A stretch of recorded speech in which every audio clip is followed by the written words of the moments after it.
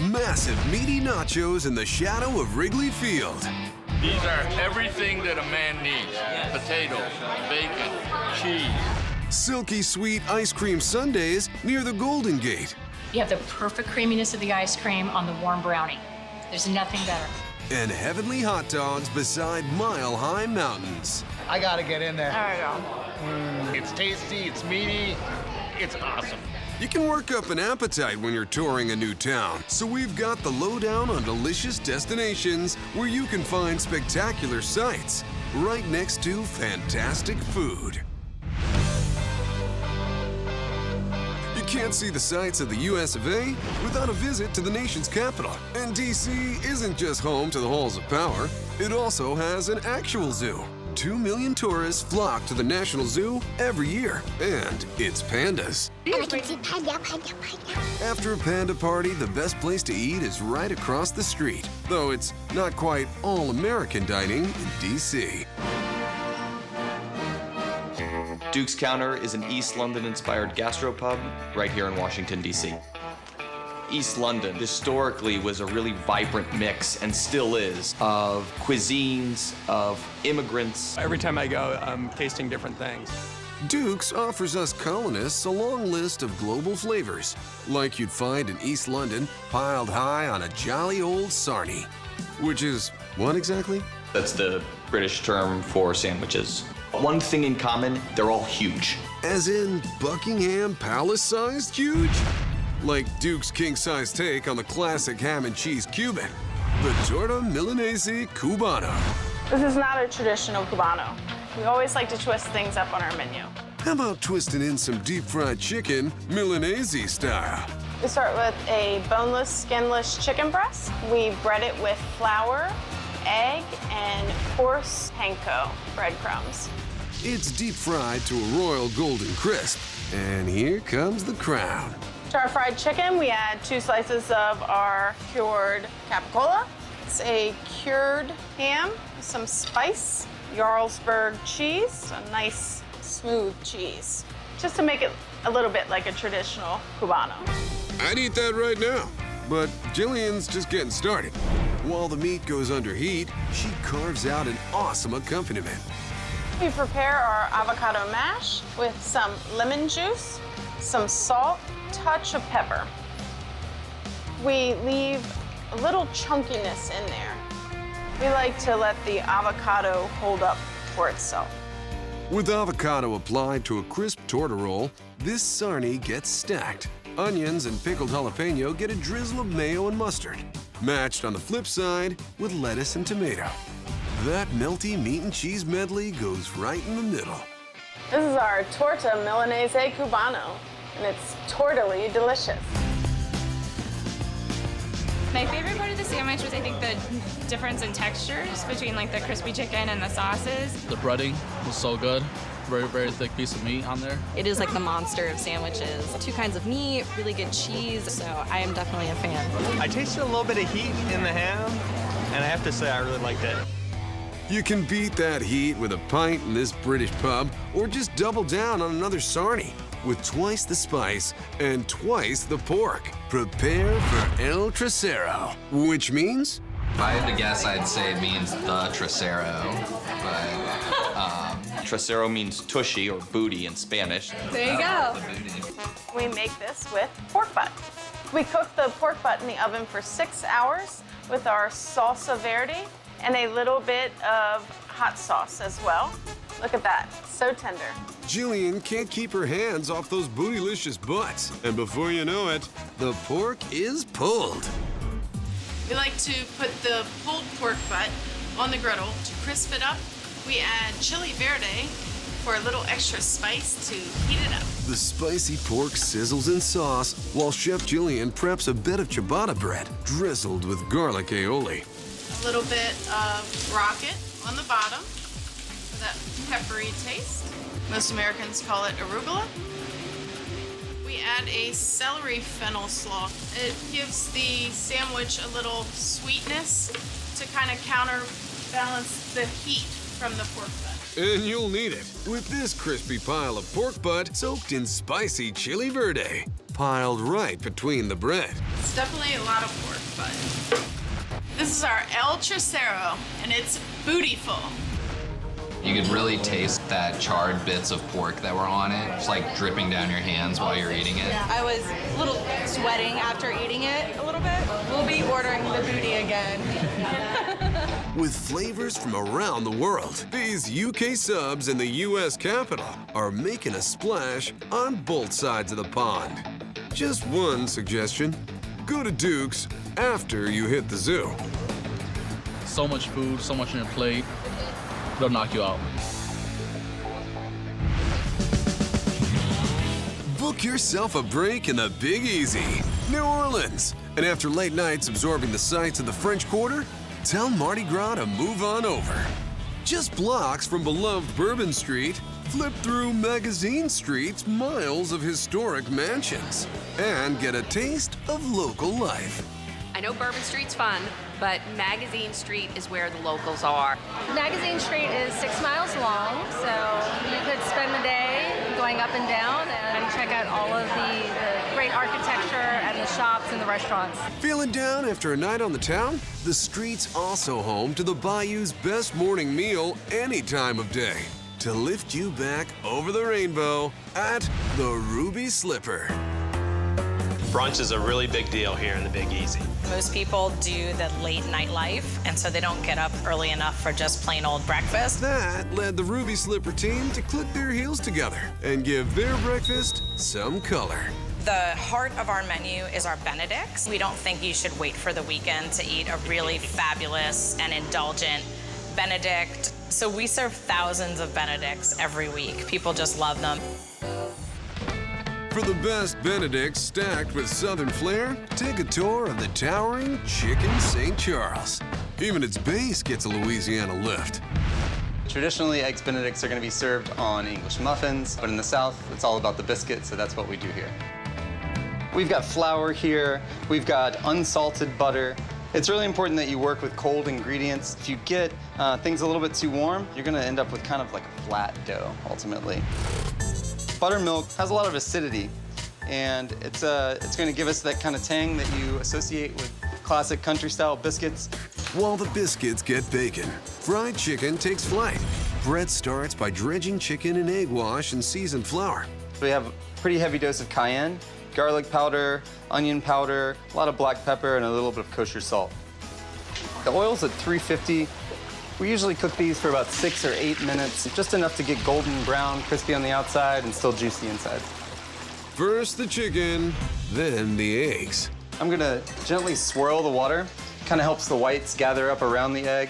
But eggs are typically going to need 3 to 6 minutes to poach. It's really important not to mess with them too much. It's hard to resist. Be strong, Brett. Just get them on the plate. Or better yet, stack those buttermilk biscuits with crispy fried chicken and build a nice nest for those eggs. You do want to try to find a little divot in your chicken because those eggs will roll off otherwise. So we're going to get our eggs out. They look great. You go straight on there. So for traditional Benedicts, you add a hollandaise sauce. So we decided we wanted to do something a little different. We're using a tasso cream sauce. Tasso is a traditional Cajun ham rubbed with a lot of spices, a lot of cayenne pepper, red pepper. We like to finish simply with a little bit of chives. This looks great. Our Chicken St. Charles, a sight to behold.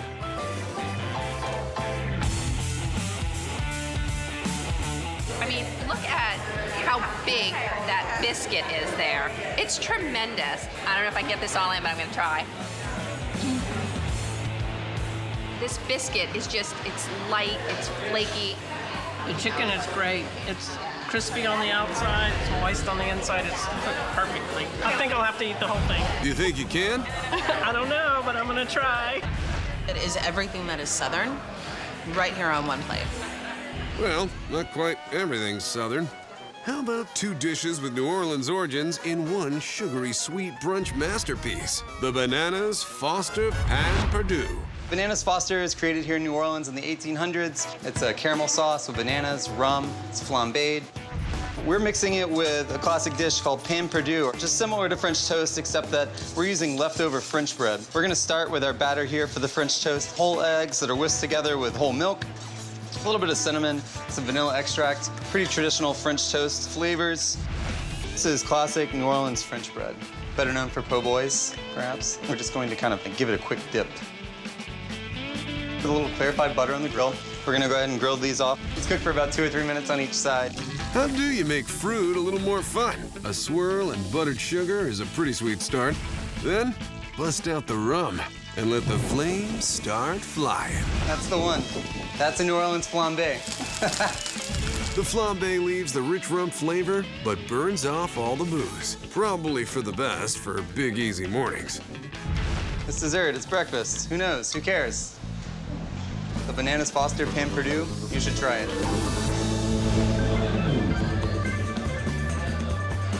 It's crazy good. It's crispy while still being soft. It has a good balance between that rum sauce and still the sugar. You've got to taste this. It's got a little sweetness, but it's not over the top sweet, so it's perfect. For Southern brunches, both savory and sweet, the only road you need to follow is the one that leads to the Ruby Slipper. New Orleans is known for good people and good food. I find that at the Ruby Slipper, and that's why I keep coming here. It's authentic New Orleans, and it just doesn't get better. Cheers. While you're cruising through Boston's 400 years of history, cross the Charles River to Cambridge, Massachusetts. Then, find some parking for your smart car at the landmark Harvard Yard and Harvard Square. Harvard Square is an awesome place to go and hang out for students, for tourists alike. You have Harvard University you go and visit. There's plenty of walking tours. There's a few museums, libraries, archives. They have the historical trail. But scholarly strolling calls for some serious brain food. And some of Beantown's best burgers sit right on the square at Tasty Burger. And amid this top-tier campus, one prestigious burger graduates with a dual masters in size and flavor. The Big Tasty. We're making our Big Tasty Burger, by far our best-selling burger, 3rd-pound patties. We only press them once, and we only season them once. See how beautiful that is? So a nice crisp outer crispiness of the burger, nice and juicy inside. Perfect. These New England patties are patriots, topped with some all-American cheese that melts into the meat. We put all our buns on the burger wraps. Now we're gonna take our tasty sauce. It's got a zestiness to it with pickles, and it has ketchup and mayonnaise. But there's no harm in adding more ketchup and mayo. They like their burgers dripping with flavor. And then all the classic burger fixins. Take our cheeseburger, goes on top of the tasty sauce. Gonna carefully put our 2 halves together and pull it tight with the burger wrap. Our Big Tasty with our seasoned French fries. Absolutely the best burger in Boston. This is the best part, is the first bite. Whatever the secret sauce is, which I don't know what it is, so delicious. But the Big Tasty is what you would think of when you think of a classic cheeseburger. Fresh beef, fresh lettuce, tomato, and then the secret sauce. It's a whirlwind of flavors the entire time. It's always done perfectly every time. Now that class is over on the Tasty Burger, it's time to graduate to the next tasty sandwich, the Chicky Chicky Parm Parm. Chicky Chicky Parm Parm. What? Chicky Chicky Parm Parm. Absolutely the best chicken parm out there. We start off with a fresh hand-cut chicken fillet. They're lightly breaded, seasoned. We're gonna drop it in canola oil. We cook it for 3 minutes, 350 degrees. The crispy chicken is layered with marinara and 2 thick slices of mozzarella cheese. And we're going under the cheese melter. The piping hot cheese melts this into a masterpiece. But the star of this bad boy is even more mozz. These are our fresh mozzarella pillows that have been lightly breaded with Italian seasonings and breadcrumbs. The ooey gooiness of the mozzarella is to die for. The cheese pillows sleep atop the chicken, and with another spoonful of sauce, we've got a wicked good Boston beauty.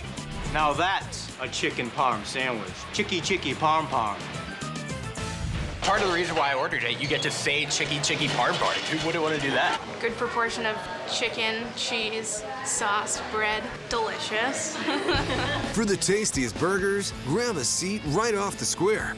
Or wrap one up and get back to seeing the sights. And I slowly unwrap as I'm eating my way back to Harvard Yard. We're going from the square to the street. Boom, boom, boom. You want these ribs in your mouth. A parkside promenade where you can eat the best meat in Minneapolis. Look, you can see the moisture on the chicken. How good is this? I'm gonna eat it. When it comes to cities for sightseeing, every foodie marvels at Minneapolis. It's home to Nicollet Avenue, also known as Eat Street, a restaurant row stretching 17 blocks with something for every appetite. Way up on the north end, just blocks from Loring Park, is the perfect place to kick off an Eat Street food crawl, a restaurant renowned for serving a southern specialty, market barbecue. We cook with wood, the old-fashioned way. We've been family-owned for over 70 years. My grandfather started it. I'm third generation. I've grown up doing this my whole life, seeing it, living it, loving it. And you have to be a little crazy to be in this business, and anyone that's ever been in it realizes that. One dish customers are crazy about? The ribs and chicken. Our pork spare ribs are 2 1/4 to 2.5 pounds. Everything that we do in that barbecue pit gets this basting sauce. It's more of a tangy than anything. These ribs are glorious. Glorious! It takes two to tango on this tray. The ribs get a sidekick, chicken. We're gonna do to these chickens exactly what we did to the ribs. Dip it in the basting sauce. Our chickens are basted, our ribs are basted. Now let's get them in the pit. This is where the meat magic happens in our over 70-year-old pit. Check it out. We have a 6x3 grate inside of this pit that's directly over wood. We really like oak wood here. We mix in some of the fruit woods like cherry and apple, imparts a nice light smoky flavor with a little bit of the fruit that we put in, adds a little sweet to it. Before they go into the pit, the ribs and chicken get a little more pampering. They're sprinkled with an in-house spice blend. This is a secret mixture, which I am absolutely not gonna tell you.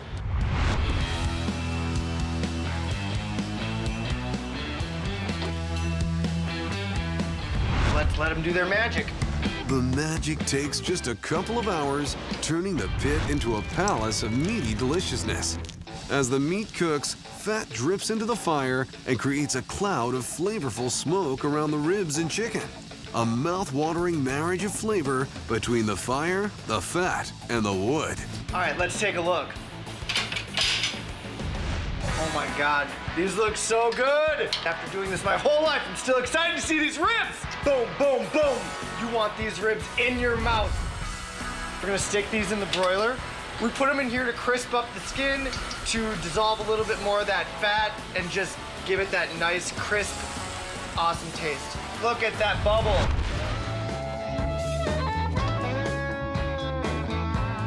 Here's the chicken. The skin has gotten awesome. The juices are coming out.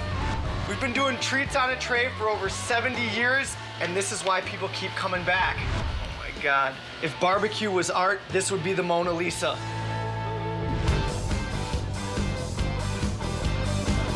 Oh, it's juicy on the inside, crispy on the outside, perfectly seasoned.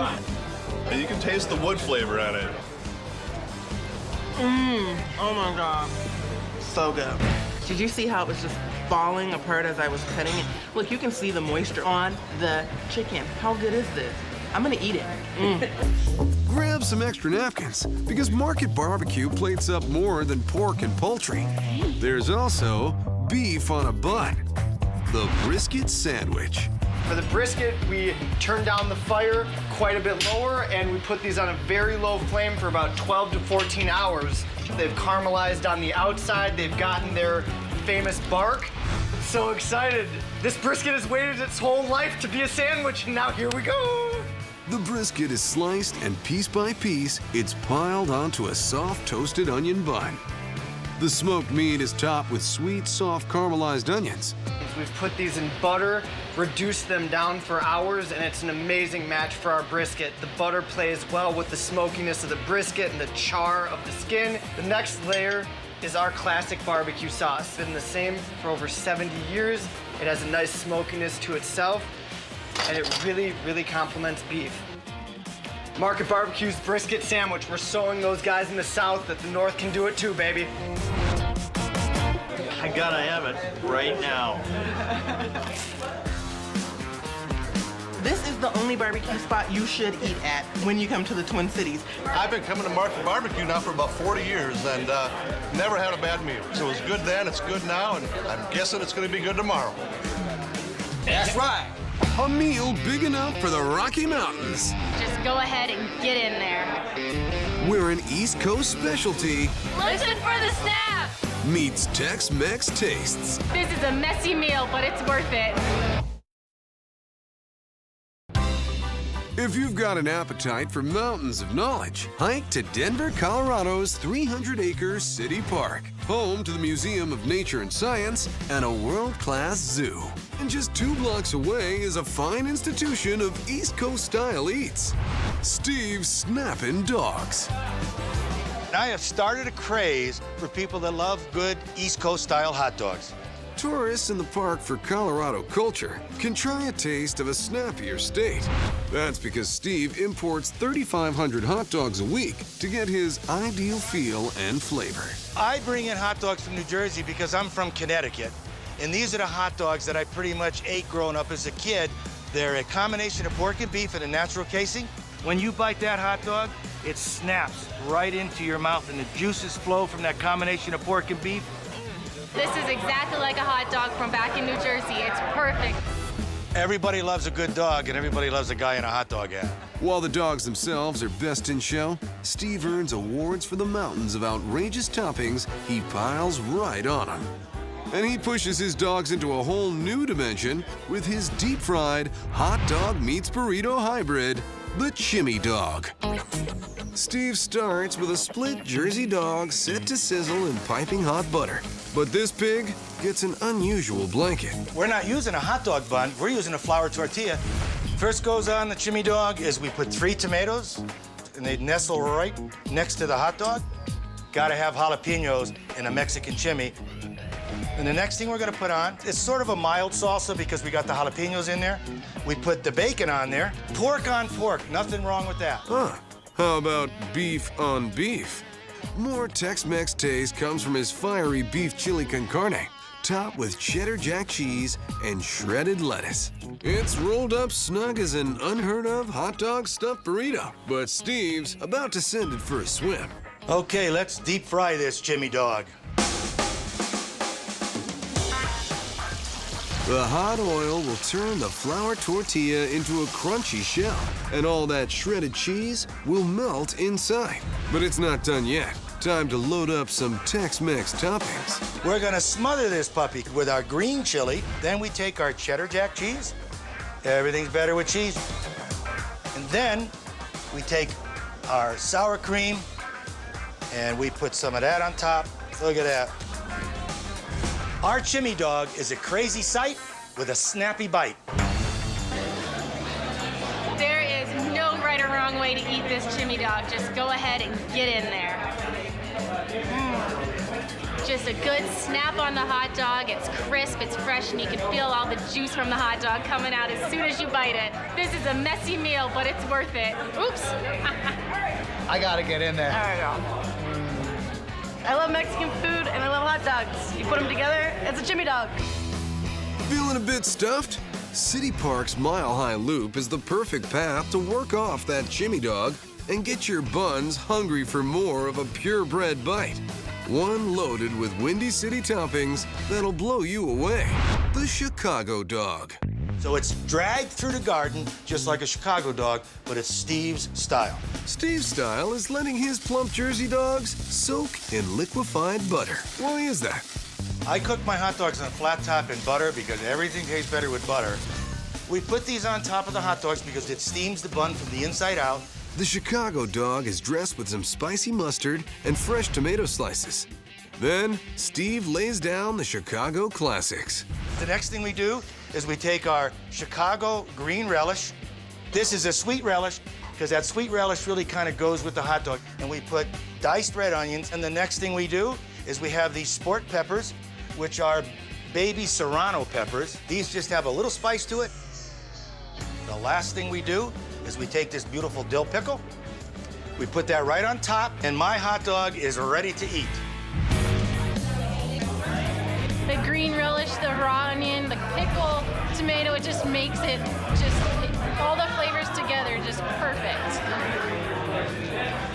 It's a Chicago-style classic. If you've ever been to Chicago, it's very, very similar. So it's the Colorado Chicago dog.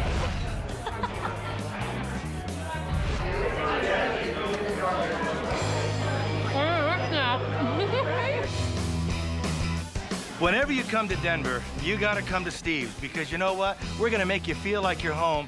The people that live here just love life. They're always out for a new adventure, and Steve's is definitely one that you have to stop in and try. I love hot dogs. Cheers. From honky-tonks to western wear, Nashville, Tennessee is the undisputed country music capital. With over 10 million tourists dancing down its South Broadway Strip each year. Downtown Nashville, you get a great eclectic mix of different things. Obviously, it's Music City, so you have the Country Music Hall of Fame and Museum, you have the Ryman, you have Johnny Cash Museum. And from there, you can walk the line right across the street to find the sweetest song in town at the Goo Goo Shop. Locals and tourists alike sing the praises of this trailblazing 100-year-old snack. Goo Goo says it all when you're talking about a dessert. I'd say I am Goo Goo for Goo Goo. Love the name, love the whole candy. Prior to Goo Goo Clusters, candy was a chocolate bar or caramels. And Howell Campbell in 1912 had the genius idea to combine different elements and create the first combination candy bar. The peanuts, the chocolate, the caramel, the marshmallow. Goo Goo is wonderful. While the Clusters have rocked a thriving solo career, they're best enjoyed when a whole band of confections comes together. And topping the charts is a stacked chorus of chocolate with the Clusters blended right inside. The Clark Street Cheesecake. We wanted to highlight the original Goo Goo in a dessert, and the original Goo Goo is marshmallow nougat, caramel peanuts, and milk chocolate. Sounds like we'll need a whole lot of sweets. But first, it starts with a smooth cheesecake base. Cream cheese mixed up with sugar, eggs, cream, and sour cream. Makes it creamy, decadent, and delicious. The last ingredient we add to the cheesecake is the original Goo Goo cluster. After I fold in the Goo Goos, I'm gonna bake it in this handmade chocolate graham cracker crust. It bakes in a bath of hot water for moist, even heat. And forget double platinum. This gold record goes quadruple chocolate, starting with a spread of creamy chocolate ganache. Glue for the Goo Goo. Next, chopped up Goo Goos, chocolate frosting, and then chocolate. And this time it is dark chocolate, which this sounds silly, but it does cut the sweetness. It is kind of bitter. This is the Clark Street original cheesecake. It is almost as tall as my hair. It is rich, gooey, and absolutely delicious. I love the cheesecake because they like to incorporate their Goo Goo clusters. You have a couple bites and you just don't want to stop. The chocolate, the caramel, everything in it is just so good. The crust is really tender and crumbly, but then you've got this great smooth cream cheese cake, and it's all topped by a delicious chocolate layer of frosting, and I mean, it's so many good things all in one bite. This shop is no one-hit wonder. For every Goo Goo cluster, there's a dessert to match. My favorite Goo Goo is the peanut butter. I don't think you can beat the combination of chocolate and peanuts. Well, if you can't beat them, join them together with a double-tiered peanut butter cake that's love at first bite. The 3rd Avenue Heartache.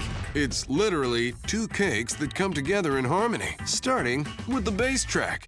I'm starting with the chocolate cake layer. I've got butter and sugar and chocolate all melted together, and I'm gonna go ahead and add my eggs and my vanilla to it.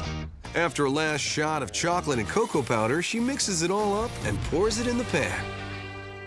With cake 1 done, layer 2 gets going with a healthy amount of peanut butter folded with egg whites to fluff it up. After they bake side by side, the chocolate layer gets a super sweet seal. What I'm doing here is creating a barrier for the massive amounts of peanut butter that I'm gonna put in the middle of this cake. This is peanut butter buttercream. It's peanut butter, butter, and vanilla extract. She puts the second cake on the flip side, upside down, to make a flat surface for frosting. And the duet is completely coated with rich chocolate fudge frosting. Then topped, of course, with the star of the show. I'm gonna go ahead and put peanut butter goo-goos all over the top of it. This is our 3rd Avenue heartache cake. It is rich and chocolatey and full of peanut butter, and I promise you, it will lift you up when you are down. That was unbelievable. You can kind of dive into the middle and go right after the peanut butter. You can mix it together and have all 3 flavors at the same time. So I'm kind of torn. I like all 3, so it was a tough decision for me. I mean, who doesn't love chocolate and peanut butter? It's such a great combination. You've got to have the 3rd Avenue heartache. I mean, it's out of this world. It may be in the capital of country, but no one's singing a sad song here. You have to be here, you have to sample it, and just enjoy. With so many combos to try, you've got to ask yourself one question. What kind of goo-goo do you do? With skyscrapers, shoreline, and 2 ballparks, there's something for everyone to see in Chicago. And just down the street from the Chicago Cubs' historic Wrigley Field, you can line up a major league meal at the Irish Oak. I come to the Irish Oak pretty much every time I come to a game at Wrigley. 2 things you can count on at the Oak: fun and great food. Not exactly traditional, but just as good Irish food. That's good. So good. The menu has all the elements of an Irish pub: corned beef, shepherd's pie, fish and chips, but keep your eyes open for curveballs. Our menu at the Irish Oak is Irish with a sports bar flair. So we have a lot of fun with our food, but we don't take it overly serious. While customers turn their glasses bottoms up, the Irish Oak's kitchen turns tradition upside down. Like bringing Tex-Mex to Tipperary with the double-layer Irish nachos. The house-made corned beef is brined and cured, then rubbed with a south-of-the-border spice. I will only tell you 2 things in our seasoning, one which is chipotle pepper, a dried smoked jalapeno. The cinnamon gives it a nice mellow, earthy flavor. We're putting it in the oven at 500 degrees, get a nice sear on the outside. After the oven, he adds a little Irishness. We're gonna add a little Irish whiskey, because why not? Top of the morning to you. The brisket sleeps it off in a 300-degree oven with some beef stock for about 3 hours. Look how tender and juicy that is. Instead of a tower of tortilla chips, these nachos are piled on beer-battered potato fries. We're gonna lay a nice little layer down in the plate here. Second layer is our cheddar cheese. Layer 3 is our beer cheese. Can't have enough cheese on nachos. And then we're gonna go with our bacon. Never enough bacon. And the glorious corned beef. And then we're gonna go for layer 2. Why 2 layers? Why not? You wanna broil it so all the cheeses get incorporated with each other, and the fat from the corned beef gets drizzled down on the potatoes. These look perfect. Perfection on a plate, finished with a squirt of sour cream and a sprinkling of scallions. And our double layer Irish nachos. You just got oaked. My personal favorite, I love the Irish nachos. Potato is awesome, sour cream, the cheese, the corned beef, everything. I'm from a huge Irish neighborhood, so like I love corned beef, and this is probably like the best corned beef I've ever had. These are everything that a man needs. Potatoes, bacon, cheese. Excellent. Crispy. Good. Very good. Home run! But the nachos aren't the only meaty game in town. If your appetite's going extra innings, the Irish Oak's got a pie to please. Shepherd's pie. Starting with onions, leeks, carrots, and we're gonna get those in and saute them down.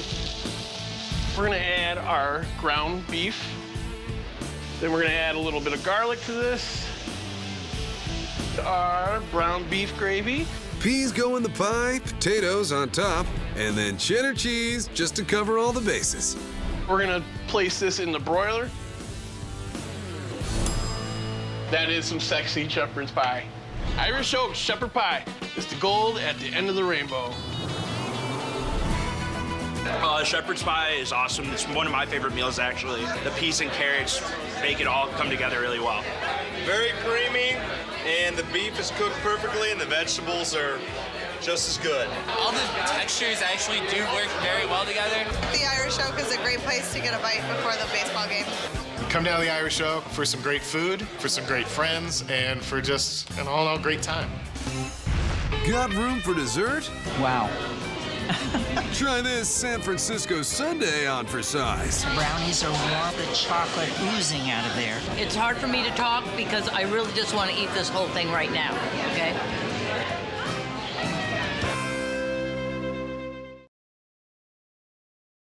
Where the continent ends at the ocean, you'll find a foodie fantasy land of sweeping views, fog-draped streets, and creative chefs. San Francisco.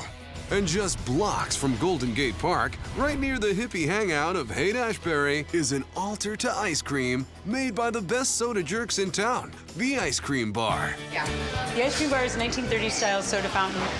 We make everything from scratch. We make all our own ice cream. We make our own root beer, all our own syrups. I wanted to create the most authentic soda fountain experience I could so that people who'd never heard of a soda jerk could enjoy it. I don't think I've seen a single frown yet, mainly because everyone's stuffing their face with ice cream. And also because Ice Cream Bar is an actual bar, it's not all kid stuff. Then I saw the liquor, the liqueurs. That excited me. I like bars, too, and ice cream. For something kids of all ages can legally enjoy, might I recommend a concoction that's warm, cool, and creamy? The Brownie Sundae. In true ice cream bar style, it's all made from scratch, starting with double chocolate chunk brownies. What makes our brownies unique for our brownie sundae is they're very fudgy, very dense. We start with the eggs. There's 11 eggs. Go in. Sugar. We let that whip until it's nice and thick. Get a lot of air into it. That bowl is airy and light, and this is a chocolate dream. 2 kinds of dark chocolate stirred together with sugar. The egg mixture is folded in to keep the batter light and airy, and then just enough flour to help bind the brownies. The brownies are baked, cut, and ready to be transformed into sundae decadence. Each time an order is placed, the brownies are warmed in the oven. Then, 2 giant scoops of ice cream are piled on top. Mint chip is one of our most popular ice creams, so I'm going to start with that, and I'm also going to put strawberry. Once we have the ice cream on the top of the warm brownie, it starts to melt, it all kind of oozes together. She tops that fudgy fusion with a caramel swirl, vanilla whipped cream, toasted pecans, and a cherry on top. There's no better bite in San Francisco. Wow. The fact that the brownies are warm, it just makes the chocolate, it feels like it's oozing out of there. It becomes very special. It's a transcendental, out-of-body experience. I think it's the cherry with the chocolate, but maybe the underlying foundation of the brownie. It's hard for me to talk because I really just want to eat this whole thing right now, okay? You have the perfect creaminess of the ice cream on the warm brownie. There's nothing better. Nothing better? Tell that to the rest of the menu. Like the 5-layer sky-high tower of ice cream insanity, the ice cream cake. Ice cream cake is usually reserved for a special occasion like birthday, graduation, but I don't think that's enough. So here we serve it by the slice, every day's party. We use Morello cherry for the first layer of the cake. They're tart Morello cherries, which we put a tart cherry concentrate in it also. Very cherry. We also make the fudge from scratch. That fudge is also an irresistibly sweet adhesive for toasted sliced almonds. And why not on a layer of velvety chocolate devil's food cake? She could stop there, or raise the ice cream bar even higher with a full layer of her in-house creation, caramelized honey ice cream. Now, more chocolate and more nuts make a cake to flip over. Juliet frosts it with a shell of tart cherry ice cream, then piles 3 more scoops of rich, sweet caramelized honey ice cream and more almonds on top. It's starting to look like a party to me. This ice cream cake is definitely a sight worth seeing and eating in San Francisco. Oh my God. Brain freeze. I have a mouth freeze. It's so good. Everything an ice cream-aholic could ask for and more. The cherry ice cream is beautiful. It's a little bit tart, The cake layer itself is almost like that real dark chocolate vibe, not sour, but just like that nice sharp cocoa taste. And then you get that caramelized honeycomb-ish sort of flavor at the bottom, and it just brings it all together. She's always willing to try new things, and there's always something new on the menu. You'll never get tired of coming here. Next time I'll be at the bar with the liqueur. Why not? Time to pack our bags and head for home. But next time you go out of town, after you see the sights, check out the cuisine and make some mouth-watering memories of your own.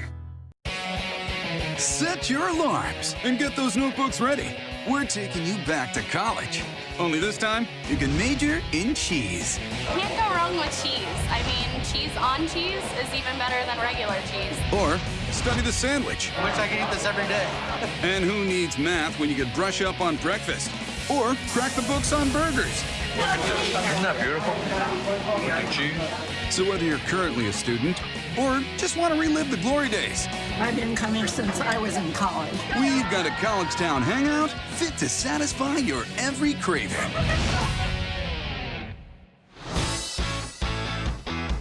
With more than 10 colleges and universities within its borders, Pittsburgh, Pennsylvania is undoubtedly a college town. And when starved students feel the need for cheese, they head over to the Yard. We have burgers, salads, we have brunch here on the weekends, but we really are known for our grilled cheese. That's what we sell the most of with our 28 different varieties. 29. What? 29.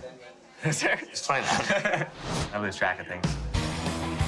I always stop in late night and grab a bite, and it's my favorite spot. I've been here, I guess, 3 or 4 times now, and every single time I get a different grilled cheese, and it's phenomenal. We try to put everything and anything on a grilled cheese sandwich. If you can dream it, we can do it. Now I lay me down to sleep. I'm counting mac and cheese instead of sheep. The Mac Attack will make all your dreams come true. Mac Attack is a monster macaroni and cheese, grilled cheese. Nearly all of our grilled cheese sandwiches start the same. With a thick-cut Texas toast, go ahead and soak this in a liquid butter. Straight to the flat top, where it's going to have a nice golden brown toast from the outside. It's exactly where I want it. We're gonna go ahead and take this off the flat top. Each slice of bread is covered with a slice of cheddar cheese. Next, we're gonna go ahead and take this and we're gonna put it into the convection oven. We find that it melts the cheese the fastest and the most even. When the cheese is perfectly melted, Chris moves on to the mac portion of the Mac Attack. We're gonna start with the mac sauce. That consists of Parmesan cheese, cheddar cheese, a little bit of heavy cream, and some cheese spread. We're gonna go ahead and ladle this right into the saute pan.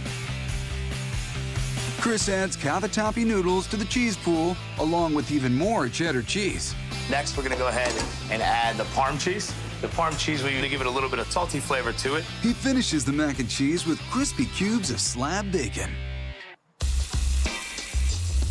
This is making love to the mac and cheese right now in the saute pan. Once it's just at temperature, we're gonna go ahead and bring it over to the sandwich. We're gonna plate that up. Every single grilled cheese that we send out comes with a side of tomato soup. It's a perfect pairing for any grilled cheese. Garlic Parmesan fries round out this holy trinity. Here you have 2 of college's greatest dishes on 2 slices of bread, the Mac Attack. Mac and cheese and grilled cheese is a pretty amazing combination, I would say. I've had bacon in mac and cheese before, but I've never had it in a grilled cheese, let alone mac and cheese with bacon in a grilled cheese. My taste buds are on a trip right now. I pull apart my grilled cheese and then dip it into the tomato soup. The mac and cheese is phenomenal with the tomato soup. What more could you want? I don't know. Maybe some shredded chicken and a giant onion ring? Like on the Smack Yo Mama. The Smack Your Mama is the next level grilled cheese. We're gonna start with our roasted chicken here. We're gonna take about 6 ounces of this pulled chicken right onto the flat top with a little bit of oil here. The chicken is tossed with a sweet and spicy Thai chili barbecue sauce. Then all that tangy goodness gets placed atop melted cheddar cheese on Texas toast. This is not a small sandwich, but it's not done yet. A whopper of an onion ring is placed atop the chicken. This onion ring is gonna serve as a container for this beer cheese. It's gonna hold it in there until you take that first bite, which will then ooze all over the rest of the sandwich. Whoa, beer cheese? Do go on. Yeah. What we use in here is a lager. We have a cheese spread, Parmesan cheese, heavy cream, salt and pepper, and there's a couple other ingredients I cannot share with you. You're breaking my heart, Chris. We're gonna top this sandwich off, and it's gonna go with our house-made chips here. These chips are gonna get a Cajun seasoning on them, which is a huge fan favorite here at the yard. We're also gonna do a tomato soup on the side. The sandwich is huge when it comes out. Definitely a sight to see. The beer cheese tastes like a nacho cheese, but better. Right away, this beer cheese just kind of like explodes everywhere, almost like a volcano. It's almost like there's like an egg in there, and you crack the egg right when you bite it. Came out the sides, came out the back. I never had anything like that before. It's clearly not the grilled cheese like your grandma or mom would make for you. The chicken is super moist, so it's really good on the sandwich with the cheese and the onion ring. It's fabulous. It's just an overload of cheesiness.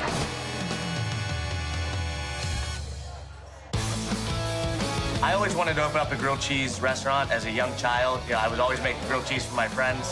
You can't go wrong with cheese. I mean, cheese on cheese is even better than regular cheese. I think having a gourmet grilled cheese is the best idea. 10 out of 10. It's one of those things that you can eat at 1 a.m. or 8 in the morning. Doesn't matter when you eat it, it's always gonna be delicious. A+ right there. And finally, the student becomes the teacher. Sculpture gardens, art institutes, and museums dot the streets of Minneapolis. But closer to the University of Minnesota campus, those in the know get schooled in the culinary arts at Al's. I'm Doug Grinna. I'm co-owner of Al's Breakfast. And I'm Allison Kerwin, also co-owner. And we make greasy gourmet breakfast and have a great time doing it. Everybody in town is talking about Al's. Opened in 1950, Al's Breakfast is a Dinkytown institution. I've been coming to Al's Diner since I was in college. I graduated in 1995, and Al's breakfast hasn't changed a bit. I think it's a perfect college town spot. And with its small size, only 14 seats at the counter, it makes college kids feel right at home. This restaurant is about the size of a dorm room. Al's has got to be the smallest restaurant I've ever been in, but it's got the best food.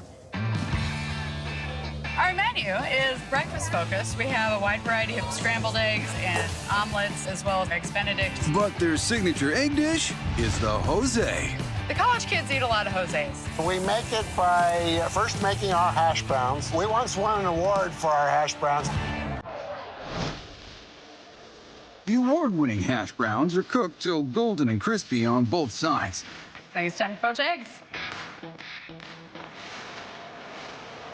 We like to serve them with a really runny yolk. So when the customer gets this plate in front of them, they can cut into them and it oozes all over the plate. Next, the hash browns get topped with a ladle of homemade salsa. This salsa is amazing. It's pretty spicy. There's a fair amount of jalapeno and a little chipotle in there. The poached eggs form the next layer.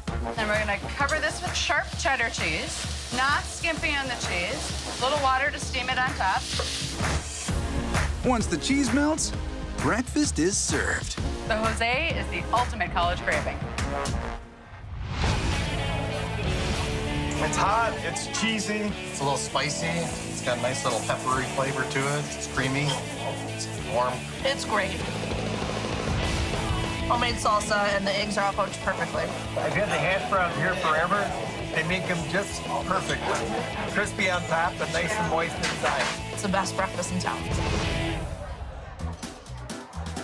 Flapjack lovers might disagree and suggest that you sit down with a stack of buttermilk blues.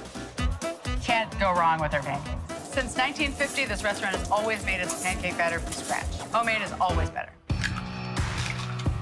The batter is a blend of eggs, buttermilk, flour, sugar, baking powder, salt, and baking soda. Really basic recipe. But things start getting interesting with the addition of melted butter This will make the batter nice and rich. and wild Maine blueberries. The blueberries in here make them like no other pancake. They're small enough that there's many of them in every bite. Now we gotta get these guys on the griddle. When bubbles start to rise up a little bit and the pancake will start to firm up on this side, you can flip them over. Once golden on both sides, they're plated and topped with butter. Our buttermilk blues, a stack made with love. I love blueberry pancakes. These are some of the best. And they got a good little tang to them. You can really taste the blueberries in them. They're light and airy, and they've got a wonderful flavor. We went out last night, and this is definitely the way to top off the weekend. Blueberry pancakes are like the best pancakes I've ever had. Anybody who doesn't come to Al's Breakfast is missing the greatest experience in Minneapolis. We have more fun in 15 minutes in here than most people have in a day. Is that true, Allison? Of course it's true. We're fun all the time. And it's the tastiest breakfast in town. Looks like your customers agree.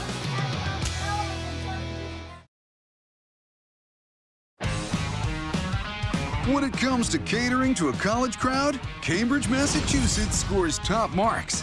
But when it comes to the best burgers for your buck, nobody beats Mr. Bartley's Burger Cottage in Harvard Square. I definitely feel like this is an institution of Cambridge and of Harvard. Like if I was a student here, I would definitely want to be in here all the time. But just who is Mr. Bartley? I have no idea who Mr. Bartley is, but whoever he is, whoever he was, he had a good idea. I'm Mr. Bartley. My dad, the other Mr. Bartley, opened up the restaurant in 1960. It was a convenience store, and he quickly turned it into a restaurant because he needed to raise cash for his large family. Everything you know today, I taught him. Don't tell him that one. The biggest lesson? My father instilled in our brains Mr. B's friend of the working man, meaning, price is reasonable and the portions are big. You're not gonna leave here hungry. Nobody leaves here hungry. And one of the most filling offerings on the menu, the Crimson Burger. It's got our mac and cheese on it, and there's nothing better than our mac and cheese. All right, to start, we're gonna make a roux. It's just simple, melted butter and flour. Now we're gonna whisk our little heart out here, making sure it doesn't stick or burn to the pan. When the flour is incorporated into the butter, he whisks in some milk. Then, for a little heat, Bill adds a pinch of red pepper flakes. It really gives it a nice little bite. Next, a little cream and a lot of cheddar cheese. It's wicked sharp. Now we've got our salt and pepper, just fresh ground pepper and salt. Slowly whisk it in. Oh my God, this is starting to look really good. Finish it off with a little Dijon mustard. Sauce is done. We're ready for the mac and cheese magic. All that cheesy sauce is poured over elbow macaroni. You can literally smell the creaminess. What does creaminess smell like? I don't know. We're just gonna go with it though, right? It sounded good when it came out. It's sprinkled with more sharp cheddar, paprika, and chives. Then it's bake time. All right, our mac and cheese is cooked. It's cooled. It's time to nail this Crimson Burger. We're gonna start with our 7-ounce patty. Gonna right on the hot top. We're gonna gently weight it to help sear in that flavor and make the cooking process just a little bit quicker so the burger stays juicy. A square of the mac and cheese makes its way to the flat top, as well as some bacon. Can't have a burger without bacon. To heat things up, Bill adds a slice of ghost pepper jack cheese to the mac. It is gonna make this unbelievable. It's like nothing you've had. Burger's done. Looks perfect. Time to put this together. Looks unbelievable. You're telling me. We're just gonna add some of our classic American French fries to it. There you go. This is our Crimson Burger. It's named after the Harvard colors. You eat this burger, you're gonna ace your day. I wanted some really good mac and cheese, and I never even would think of having it on a burger, and this was really yummy. The mac and cheese was just like this super thick mac and cheese, very cheesy, but it definitely gave the burger like a nice texture to it. Oh, can't beat the burgers. They're absolutely great. And bacon on it is fantastic. Crispy, delicious, outrageously good bacon, and very spicy mac and cheese. And it was to die for. But heaven can wait, because there's another burger fit to fill you up. The Harvard Double. Customers love our Harvard Double for 2 reasons. First of all, it's 2 of our burgers. And second of all, they get to choose whatever they want on it. Sky's the limit. So I can get it with bacon, cheese, grilled peppers, and onions, and barbecue sauce?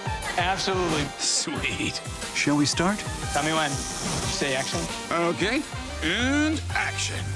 We're gonna go right into it. 2 of our 7-ounce burgers. Put a nice weight on there to sear them up. Bill also grills up the onions and peppers, as well as some bacon. Looking good, Bill. What's next? Cheese goes directly in the grill so that we can get this burger off the grill when it's done to the exact temperature the customer ordered. Medium rare, please. Now, let's see just how this burger stacks up. Now we've got our barbecue sauce, some of our onions, some of our peppers, another burger, our grilled onions, and our grilled peppers. Now we're just gonna need a forklift or use our legs, don't lift with your back. It's finished off with a knife for support and a big old pile of crispy onion rings. This is our famous Harvard double burger. We've been doing this for almost 60 years. Burgers were very tender and juicy, and it had a really nice barbecue sauce on it that complemented the flavors of the peppers and onions well. Yeah, it was great. Isn't that beautiful? Cheese? It was definitely a messy experience, yeah. And I feel like whenever we have burgers, we like to get messy. We like to get in there and worry about our hands afterwards.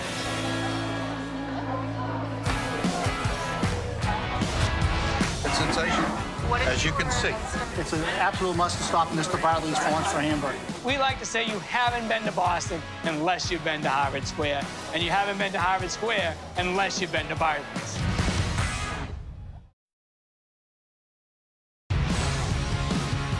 With more than 150 miles of trails within the city limits, Boulder, Colorado is a nature lover's paradise. And when heavy-duty hiking leads to a hearty appetite, locals head down the Flatirons and into the Buff. The Buff is the best place to eat breakfast anywhere in the world.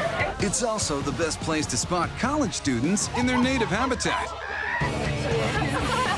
We go to CU Boulder. Yeah. I go to the University of Colorado. I go to the University of Colorado at Boulder, and I crave the Buff. The Buff has everything you could want. They have Mexican, they have traditional breakfast, they have skillets. I get something different every time I come.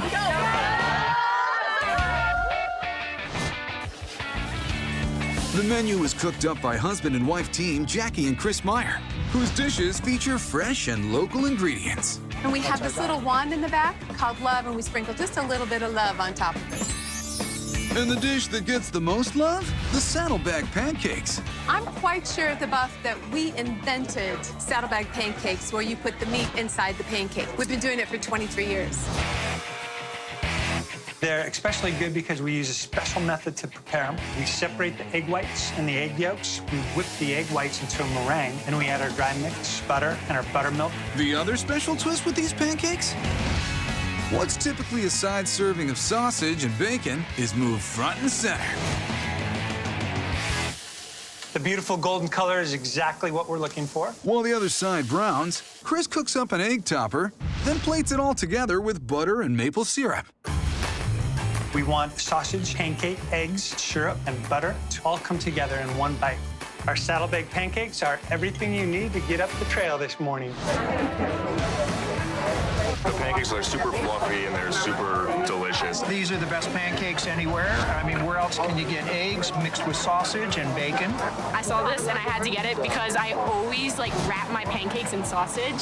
So I love the combination of sausage and pancakes. It's probably my favorite thing. I always like to eat them separate, but having them both, it's different, it's unique, and I'm enjoying it. Everything works well together with a little bit of butter and syrup, and there's nothing more you can want. Unless you need a little something sweet, in which case the Pecan Caramel Quesadilla is for you. It's the best way to start your breakfast with a cup of coffee or a latte. We've got an 8-inch flour tortilla. We dip it in whipped eggs, get it coated really nicely. Then we put it in crushed graham cracker crumbs. The graham cracker crumbs give it like a crusty, crisp texture, almost like a bottom of a cheesecake. Once it's coated with the graham cracker crumbs, we take our streusel butter, which is cream cheese, butter, cinnamon, brown sugar, and pecans. We whip it until it turns a little bit lighter color, and then we take a generous helping and put it right inside. Wait, did you say pecan or pecan? Pecan. We call it pecan at the Buff. The tortilla is folded over, and Chris pinches the edges to seal in all that buttery goodness. All right, these are ready to be fried. These are golden brown, crispy, and delicious. Let's plate them up. It's cut into quarters and served with vanilla yogurt, pecans, and a tap of powdered sugar. And that is the pecan caramel quesadilla. These are a little sweet, which is nice, and then that nice soft cream inside. I mean, deep fried, covered in powdered sugar, you know, dripping with cinnamon filling. It's insane. Crunchy on the outside, super, super sweet and delicious on the inside. It's like Heaven in a bite. heaven in a bite.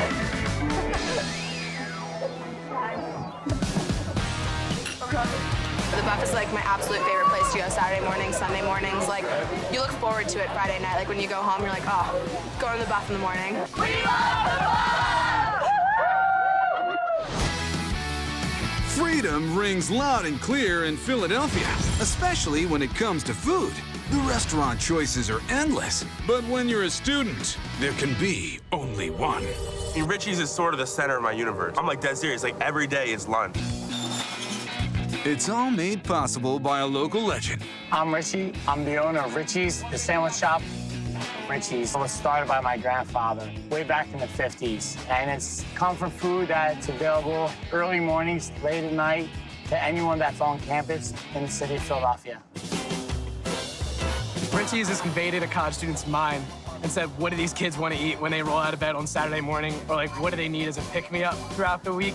He knows what you need, and he's got it before you even know you need it. Oh, bacon, bagel, bake your mouth, bacon, breakfast. Here at Richie's, all you hear is me saying bacon, bacon, bacon, bacon, bacon, bacon, egg and cheese, bacon, wrap, bacon, English, muffin. But students also fill up with a Philly favorite. We sell cheesesteaks. We sell a lot of cheesesteaks. The best seller?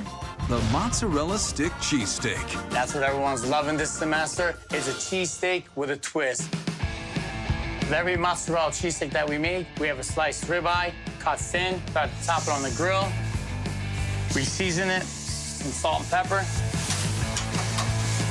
Just chop it up. We want to get it nice and cooked.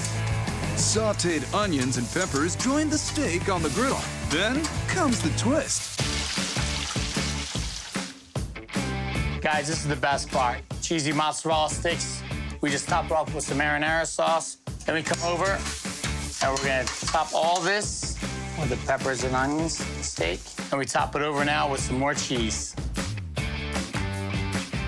You know it is, the more the better. While the second layer of cheese melts in the oven, Richie gets some curly fries going. Guys, a cheesesteak is legendary in Philadelphia, but with mozzarella sticks, some marinara sauce, you can only get that here at Richie's.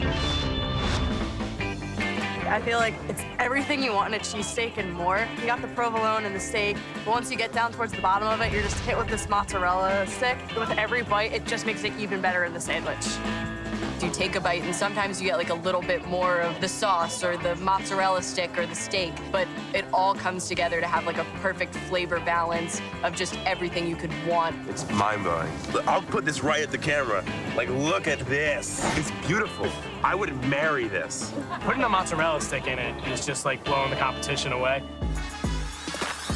And the competition ain't got nothing that can match Richie's Buffalo Chicken Cheesesteak. There's no one on campus, there's no one in the city, there's no one on the planet that makes a buffalo chicken cheesesteak like we make. We start with fresh chicken breast. We marinate it overnight. We use olive oil, and we season it with salt, pepper, and we use a chicken rub. You can smell this, a block whip. After the chicken gets golden and delicious on both sides, it's chopped up. We chop the chicken before we add the hot sauce to it, so you don't get your shirt dirty and your mom yells at me. You know, because I know my mom yells at me all the time. A little, make that a lot of hot sauce, fires the chicken up. Oh, the kids love it really spicy. We let it marinate, open it up, get it all good. We prepare our bread. We're using sliced American cheese with our buffalo. We add a little bit cheesy because what goes better than spicy? Cheesy. So as you see, we're just loading it up, nice and full. After it's filled to the brim with chicken, another layer of cheese goes on. This time, the blue kind. Then we'll put it in the toaster. We'll let it all melt together. And if you want some fries on the side, you just let me know. Bro, you know I need them fries. You got it. A little shake, a lot of love, a little shake again. And we get that steak out of the oven, get ready for lunch. Buffalo chicken cheesesteak. This is when you graduate. This is for the big dogs. I mean, buffalo chicken wings, you gotta have a good, 30 to 50 of those to not be hungry anymore. But this buffalo chicken cheesesteak, it's all right there, packaged beautifully, covered in blue cheese. It just looks so appetizing, and then when you bite into it and, cheese runs down your hands, it's really satisfying, and, I don't know how else to describe it other than phenomenal. It always hits the spot. The kids love Richie's. They can walk in their pajamas to Richie's, but they can be half asleep, and I don't judge. I love them all, and I look out for them. It's great food, and you don't have to be a college student to eat it. I love Richie's. That's it. That's it. I'm obsessed. I'll always come back, even when I graduate.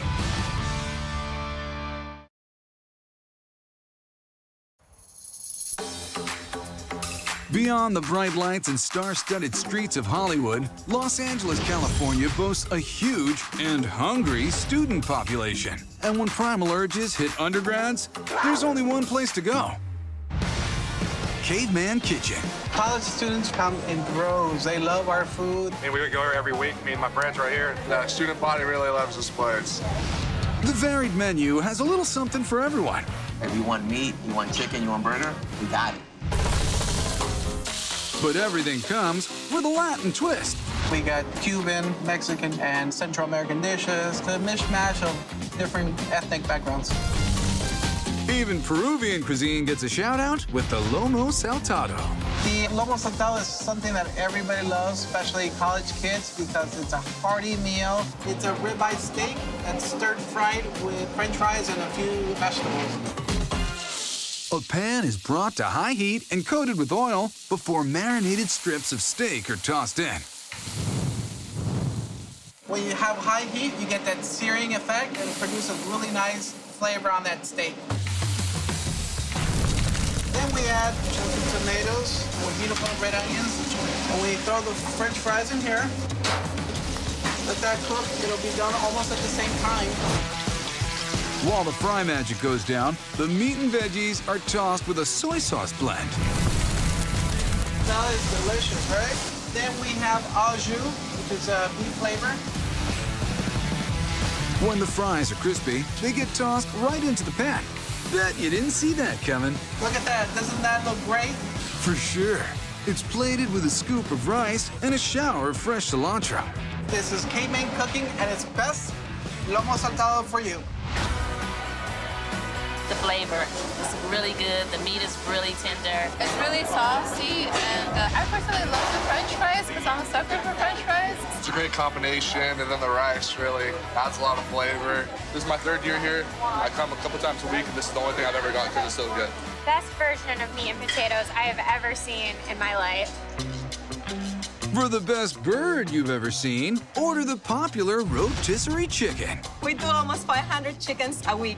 These are beautiful, fresh chickens that we have. They're already marinated for at least 24 hours in our special marinade that has a little bit of wine, vinegar, and a lot of other secrets I can't tell you. Wow, a caveman with secrets. Once the chicken has this beautiful rub on it, we're ready to put it on the skewers and then throw it in the rotisserie. Get a little workout right here. See those arms? Which way's the beach, Wilson? All right, let's take these babies to the rotisserie, okay? Ready for action. Let's load it up. Then he brings the fire. These chickens are gonna cook roughly an hour and a half. We're gonna get the aroma from this beautiful wood that we get from North California. They're gonna come out nice, crispy, moist inside, flavorful from the smoky wood. These birds are the bomb. So you can see how nice and well cooked they are. Nice crispy skin, delicious. Oh man. I think I did a good job today, all right? Nice, tender. And then we're gonna serve it with rice and beans, you know, our black beans, Cuban style, and our specially cooked rice. This is our half chicken with rice and beans. Perfect comfort food with all the love you get at home. The rotisserie chicken is perfect. It's smoked. It has this crisp layer over it. It's very juicy. Really good. Tasty. I definitely think what makes it special is wood fire rotisserie. It's like kind of like that smoky flavor, and I think it's really good. Yeah, the evidence is right here. I mean, it's that good. We work with sign language, so a restaurant, and this is Spanish, so it's a good restaurant right here. Sometimes you just have to treat yourself to some good food. It's nothing like good food, good friends, and a good drink. You gotta come down to Cuban Kitchen because everybody needs Cuban in their life. Okay, woman, not a man. We stand corrected. There's no shortage of hot clubs in Atlanta. But if you're into breakfast, there's only one spot to hit. And no dress code required. Here at the Breakfast Club, you know, you come down and you jump right out of your dorm, man, throw some flip-flops on and walk on down. We're definitely a meeting place for all the college students in the surrounding area. A meeting place and an eating place. It's always packed, it's always got fun people here, and the food's top-notch. In the menu, we have some southern staples like shrimp and grit, chicken and waffles, things that all people love out here in the Southeast. It reminds me of home, like how my mom used to cook me breakfast for going to school. She probably wasn't making peach cobbler French toast, though. And let me tell you, it's a slam dunk. That's air basketball, in case you guys know what I was doing. The magic is all in the peach compote. And here we go. Butter first. That's gonna set the foundation for what we're doing. He builds on that with cola and brown sugar. What's happening is a whole bunch of caramelizing. That's gonna almost create like a syrup in the pan. Then we add the liquid from the peaches. Oh, look at that. The syrup gets thickened with a slurry. Slurry is cornstarch and water, but we do cornstarch and orange juice. Why? Because it's brunch. And now this is where the fun part comes in. But what I have here is black pepper. I have some cloves, some cinnamon, some allspice, and this one right here. And we also have some vanilla extract. After the mixture thickens, it's poured all over the peaches. Look at that, man. Oh, believe me, I am.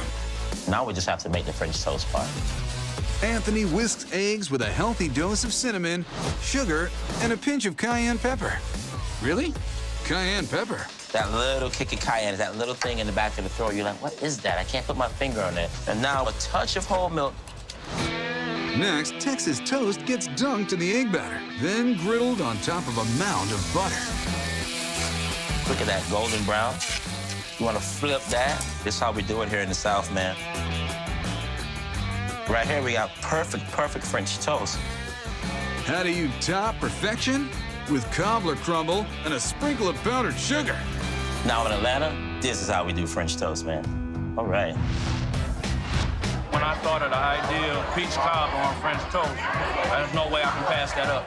This French toast is like so thick, and it's by far the best I've had. Normally I do have like strawberry topping or, you know, like whipped cream, but the fact that they put peaches on here and they're soft and sweet, it's a really great combination with French toast. It's like, oh, this is a sweet, kind of decadent thing, but it's also like very loving and very gentle. I don't know, it's like a nice hug from the inside of your body out. It's definitely incredible.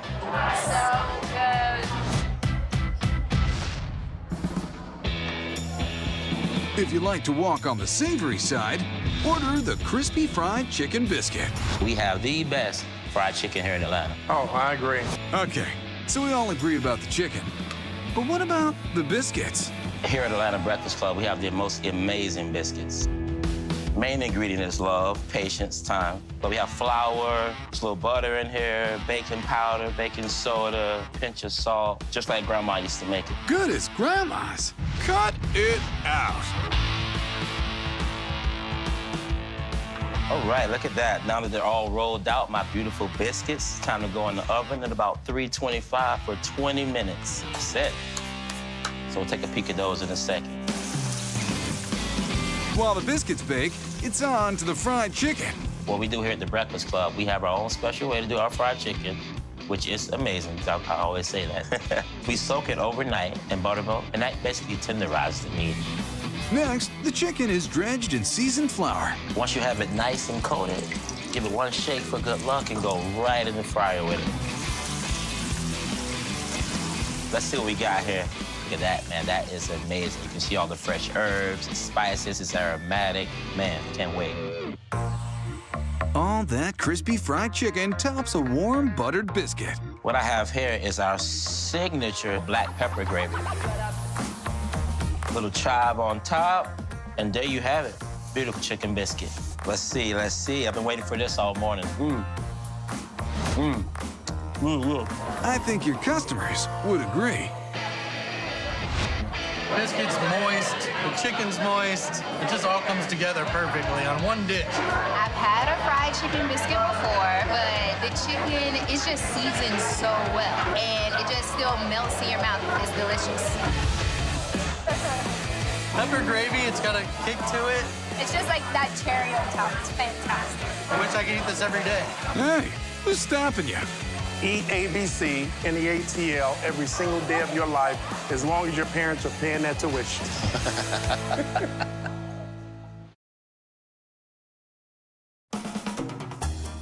After a long day of classes, college students in the nation's capital head straight to the bar.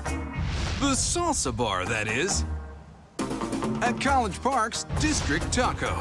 I love coming to District Taco after class for lunch. As a college student, you're always looking for like the best deal. So coming here and being able to get good, cheap food is really beneficial. And the salsa bar is great. Of course, the salsa can only be as good as the dish it's served with. And it doesn't get better than the burrito mojado. The burrito mojado is awesome. And it's loaded with barbacoa. Barbacoa is pulled beef, and it's very traditional. It all starts with a killer marinade. In Mexico, as you guys know, we cook with a lot of peppers. The first ingredient we're gonna use, the Anaheim, is very smoky because we grill it. But here, pepper's a dry pepper that is a little bit spicy. The next one is garlic. I love garlic. He also adds charred onions, salt, pepper, oregano, and cilantro. The cilantro gives a lot of freshness, and it's just awesome. After the ingredients are blended with water, marinade meets meat. You can smell it. It's very smoky. You're gonna let it sit. After that, we're gonna bake it for another 5 hours, and then we're gonna be ready to make a burrito mojado.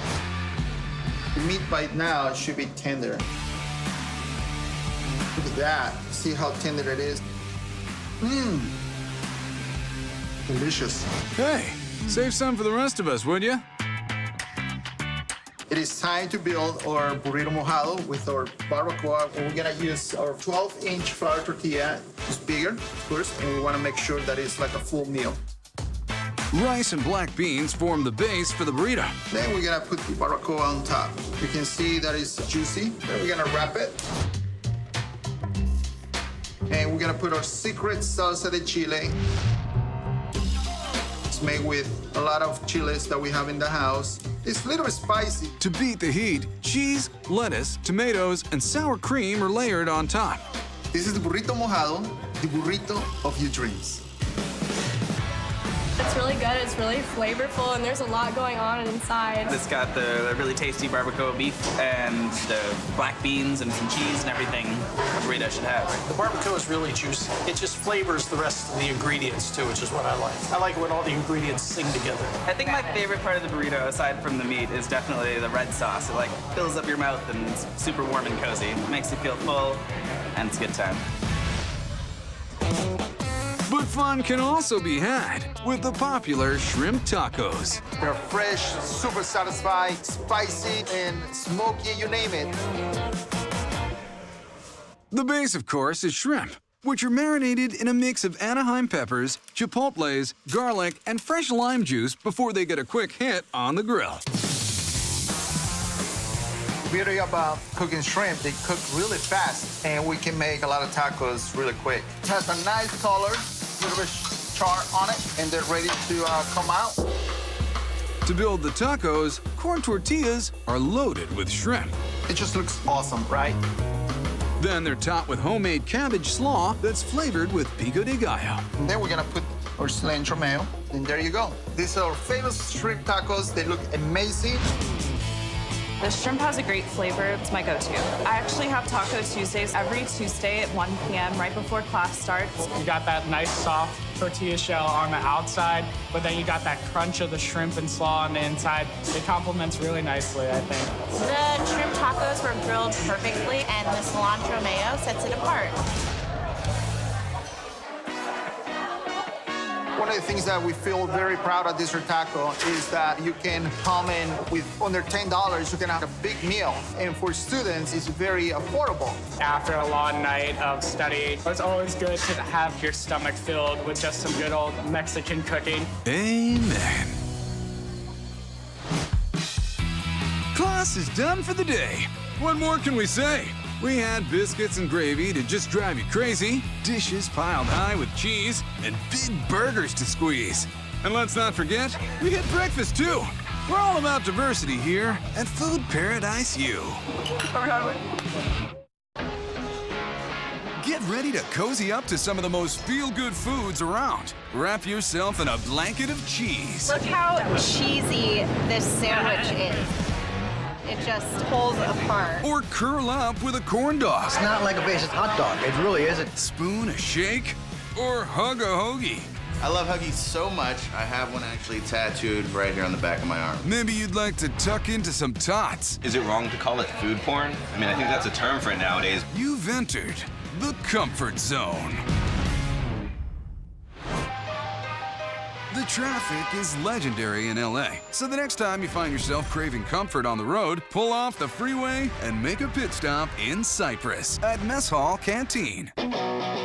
Regulars and newcomers alike have fallen hard for the over-the-top eats of father and son team Don and Jake McPeck. I've always wanted to work in a kitchen, and after Jake went through culinary school, we went together and opened up Mess Hall Canteen. Jake's in charge of the kitchen. He's the talker. He'll sit and talk to everybody, and sometimes I have to be like, hey, come on, there's a line here. But I do love working with my dad. As a Army corporal, Don wanted to both nod to his past and pay tribute to others who have served. We give all past and present military members a nice discount, and we just appreciate being able to support and serve our veterans. The military theme carries through to their menu, which features MREs. In the military, MREs are meals ready to eat. So you get this envelope of food and everything's dehydrated. You gotta add water to it or heat it up. But for us, MREs are our loaded tots, our mac and cheese bowls. You take your meal ready to eat, we hand it to you out the window, and you're walking around with your food right there. The highest ranking dish on their menu? The Drunken Sailor Tots. All of our tots we call shareable entrees because it is a two-man team. Unless you're just really hungry and haven't eaten all day, then you can take one down. This sea monster of a dish combines tots, seafood, and homemade mac and cheese. For our mac and cheese, we use 4 different cheeses. You know, go big or go home. Cheddar leads the brigade. A whopping 2 pounds of it gets added to a bechamel cream sauce. If you're making mac and cheese, you have to have cheddar. For cheese too, we have our queso Oaxaca. It's like a Mexican string cheese when it gets the nice string cheese pull, you know what I mean? It's all about the cheese pull. Cheese numero 3 is a shredded Swiss. You get the nice saltiness with the Swiss. It kind of has a little funk to it, a little stinky cheese action. For our last cheese, we have shaved Parmesan. Isn't that so cheesy? Cheese-tastic, bro.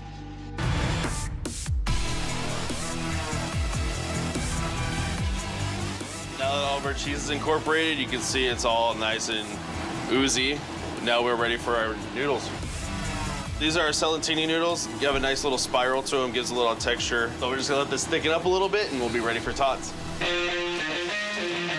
As the tots fry up, Jake places a bounty of shrimp, lobster, and crab onto the griddle with a touch of clarified butter. Clarified butter, you can't go wrong with it in seafood. I mean, You get a lobster roll, what's the first you want to dip it in?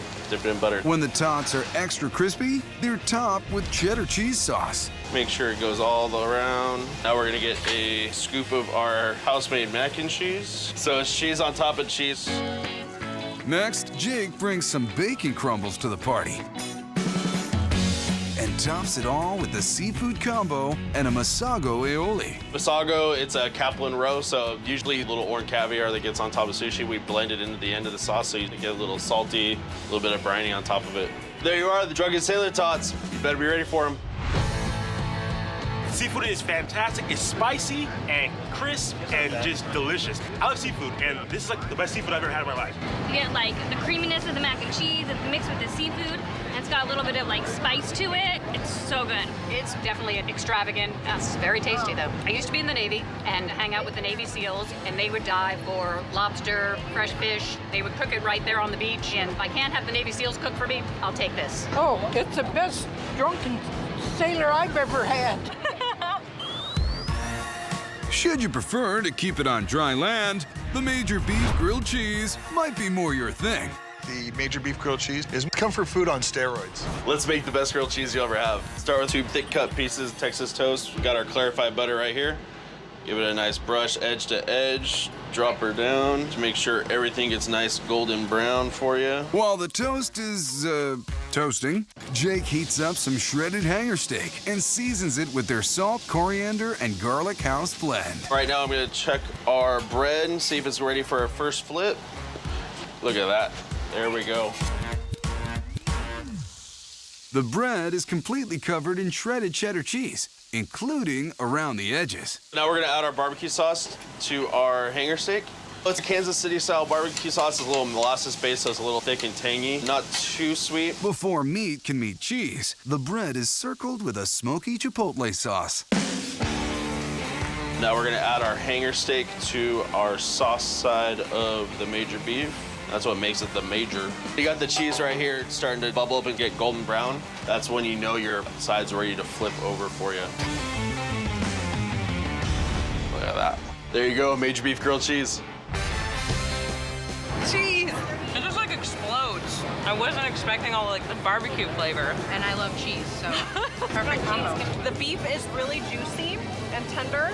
You can really taste the barbecue sauce, and it's good quality barbecue sauce. And the cheese is just dripping out the side, which who doesn't like that? You gotta try it. This is the best part. That's what this is. It's crunchy cheddar cheese. Couldn't get any better than this, honestly. It's got everything I love in it. For comfort food that goes beyond basic training, line up at Mess Hall Canteen. Jewelers Row in Philadelphia might be the oldest diamond district in America, but there's more than one gem in this neighborhood, and it's just as brilliant. If you want something really big, original, and delicious, by all means, Craftsman's the place to be. It's your diamond in the rough. We grew up in the restaurant business. It's just in our blood, and the hospitality goes another level with comfort food. So as kids, we always wanted this type of food, and we couldn't have it all the time. And so now we can put great things on the menu that we want to eat. And Mom's not saying no.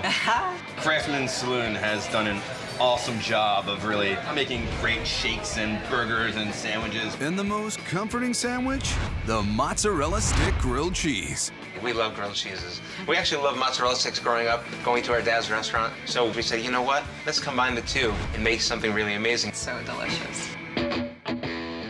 We start with our mozzarella cheese, put them in a little bit of flour, then go into our egg wash to give a nice little bind afterwards. Then we go into our... Wait. I want to tell them. Then they go for a roll in crushed nacho cheese chips. Seriously? Why? How? Why? Why? Why not? Why wouldn't you add cheese to more cheese? And we love taking comfort food to the next level. I wish I could give you a hug right now. And now we're ready to fry these babies up and make our grilled cheese. George uses hearty country bread, which he grills in a generous amount of butter. When you have a grilled cheese with Swiss cheese, American cheese, cheddar cheese, and nacho-encrusted mozzarella sticks, you gotta have hearty bread. When the mozzarella sticks are fried to cheesy perfection, they're stacked atop the cheesy bread. Did I mention this is cheesy? And now we're going to put this in a really hot oven and let it sizzle. The cheese-on-cheese action is topped with marinara sauce, sandwiched and served with seasoned fries. It's some super awesome, delicious, gooey deliciousness. I've never had a sandwich with mozzarella cheese sticks in it as the cheese part. It's like an explosion of flavors, spices, and cheese all in one, and it was pretty awesome. It's just the perfect crunch, the perfect cheese smothering over it, and when you pull it apart, it just oozes and goozes. It was totally different, and then they add the red sauce, which was like, okay, this is like a sort of macaroni and cheese with tomato sauce on top. It's more than just a grilled cheese sandwich. And for more than just a burger, order the Stallone. Stallone like Sly Stallone? Hey, have you guys seen the Rocky movies? Well, of course, I watched all of the Rocky movies. I mean, Yeah, who hasn't in Philadelphia? Oh, right. Of course. Rocky is synonymous with Philadelphia. We wanted to come up with a burger in his honor, so we created the Stallone burger. We have the famous Italian meats with the American cheeseburger, and we create a meat lover's paradise. Paradise starts with 2 grilled beef burgers. Once we get a nice little sear, we flip them over. Mortadella, capicola, Black Forest ham, and salami complete the lineup. That combination is unbeatable. Now we take our bun, put it on the grill. We like the texture that it provides by toasting the bun. Now we take our provolone, and here we add our red pepper relish. A sin would be to add mayo to an Italian hoagie. Then we layer our burgers, add the meats on. And every burger needs to have fries. A burger without fries would be too lonely. The Stallone burger, it's so good, it'll knock you out. Stallone would definitely be proud of this burger. This is delicious. Very tasty, very juicy. You've got the Italian meats on top, and you know, the whole Rocky thing, South Philly, Italian markets, perfect burger for where we live. Now this right here, how can you go wrong? It's a burger and a hoagie at the same time. It's like phenomenal. Yes, yes, and they're hoagies. They're not a grinder, they're not a sub, it's a hoagie. It's a hoagie, but they put them both together. And with that spice, it's just, delicious. It's to the next delicious, level. yes. It's the perfect comfort food that we were looking for. The great thing about comfort food is it's not age specific. It's really gratifying to see everybody enjoying it. And whether you're having a good day or bad day, comfort food just takes you to the place you want to go. Always good food, good drinks, family, what else you need? It's Craftsman. It's a Philly thing.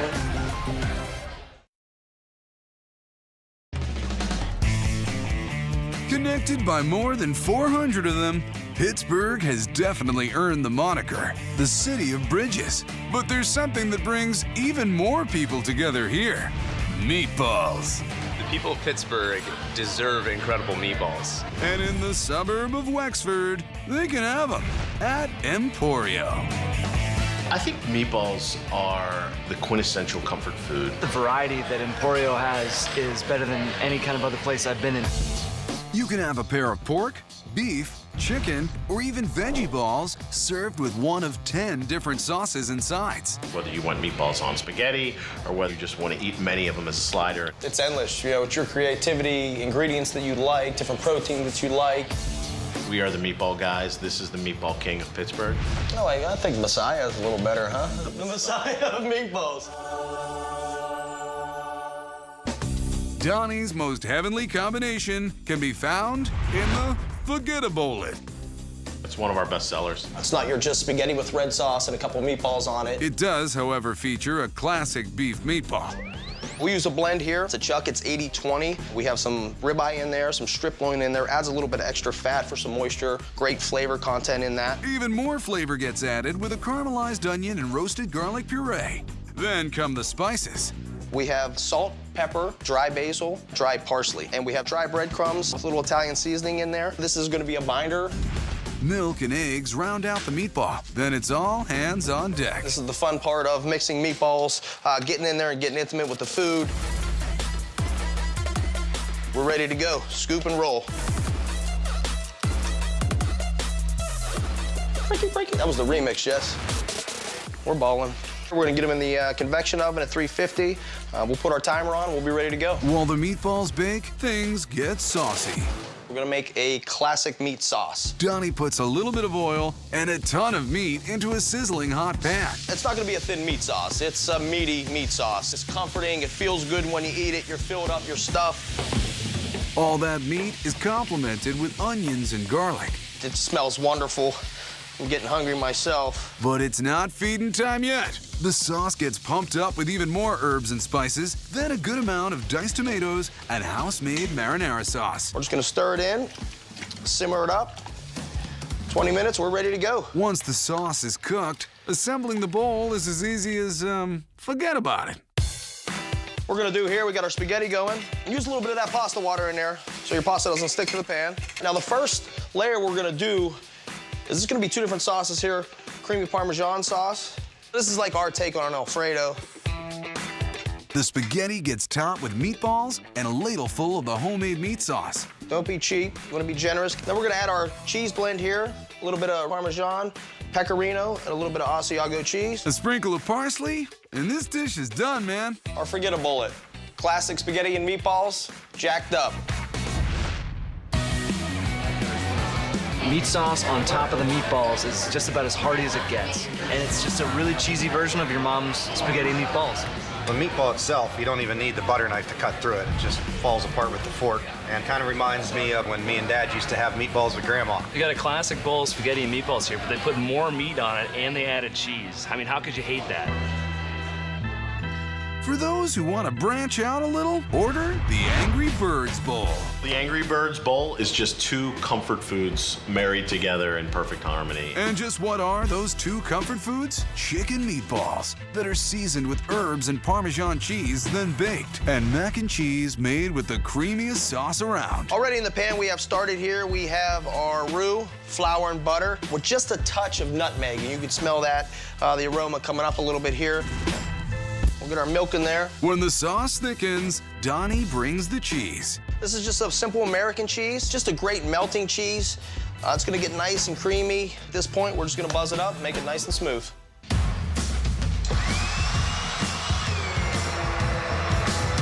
Ready for an Angry Birds.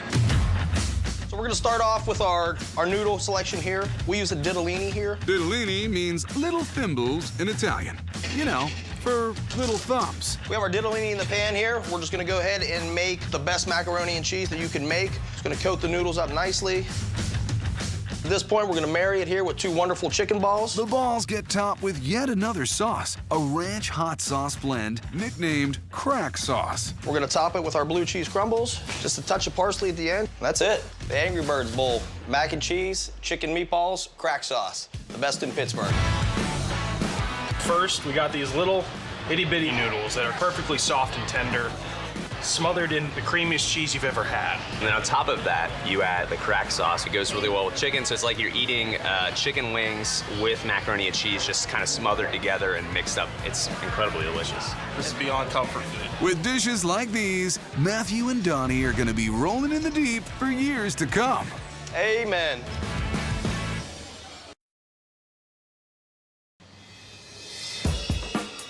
In a quiet corner of Atlanta suburb, Avondale Estates, there's one eatery causing quite the hullabaloo. Ladies and gentlemen, step right up and enter Halucaville Fine Foods. As soon as they walk in, you start looking all around. And there's all these pictures everywhere. Just everything in general that kind of brings back some old Americana feel. It's pretty nifty. It's definitely like a carnival. The carnival vibe is exactly what top dogs Jason Hilton and Mickle Tucker were hoping for. So our idea is definitely to take people back to the comfort food they remember as a kid, being at a carnival or at a circus. Which means a menu full of big top delights. We offer a wide variety of stuff that's really good for you, lots of meaty fried foods. We also offer custom-made sodas and milkshakes. But the main attraction here is the epic Freudenstein Monster. The Freudenstein Monster is the ultimate corn dog experience. You'll never have one anywhere else done the way that we do it. And if you think this corn dog is dipped in standard cornbread batter, you're barking up the wrong tree. We have our cornbread batter, and what we're gonna do is turn it into our pepper batter. We're gonna start adding the spices. And we're gonna start with our red chili flakes. Next, we're gonna do the chili sauce. Brings that nice, smooth umph to the corn dog, and it also makes it the red color that you wanna see, because, I mean, red means spicy. The batter gets another hit of spice from chopped jalapenos. The jalapenos gives it that type of mellow spice of I'm eating nachos, but not really eating nachos. Last but not least, a handful of habaneros. Nice. So now that we're done with the pepper batter, we are gonna go into the cheese batter. Nothing's more comforting than cheese. Especially when it's piles of Parmesan. And next, we got the cheddar cheese. You can't go wrong with the amount of cheese. The more, the better. Now that we got our batters finished, we're gonna get into the medley of meats. Here we have our beef frank, we have our Polish kielbasa, and we have our Italian sausage. It's kind of like a sampler. You get to try all three at once. The meats are halved and placed on a skewer. I mean, they go great together. It's kind of like the Three Migos. Now, we're gonna dip it in the pepper batter. And as you're pulling it out, kind of spin it, and then we take it to the fryer. That's magic. And the key to making a perfect corn dog is just making sure you spin them, and you also gotta talk to it. Can I try? Get along, little peppercorn doggies, get along. Now that this one's ready, we're gonna do our double dip.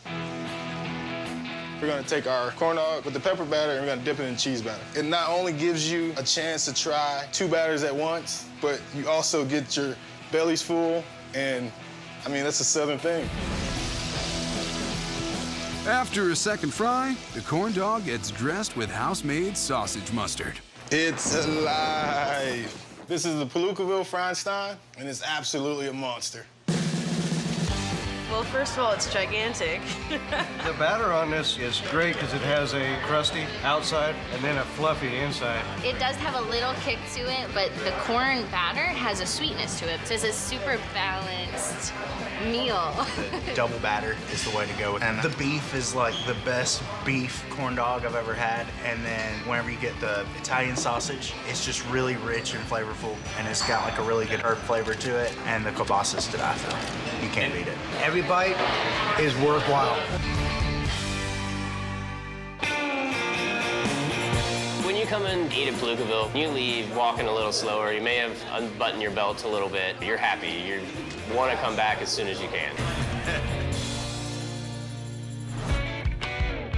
From mountain climbs to transit lines, they don't horse around when it comes to fun in Denver. And in the Mile High City, you can begin every adventure with a little comfort at Jelly Cafe. Nothing says comfort food like breakfast, and nothing says breakfast like jelly. This is my favorite breakfast place in Denver. They've got great biscuits, great potatoes, really good pancakes.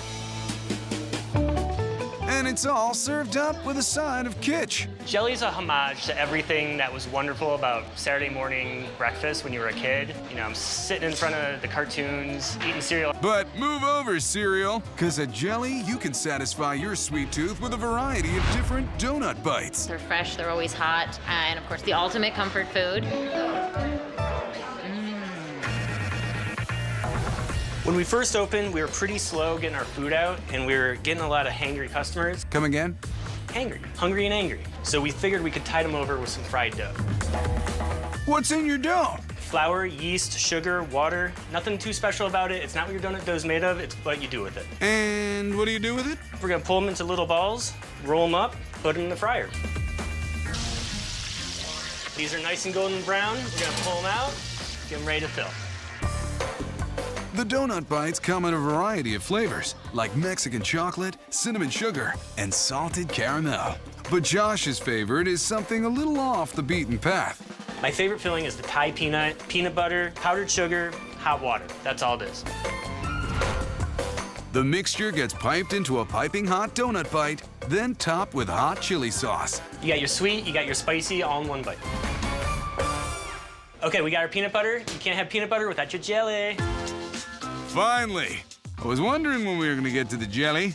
We make all our jellies here at Jelly, obviously. Obviously. For the donut bites, however, it's just about the raspberry jelly.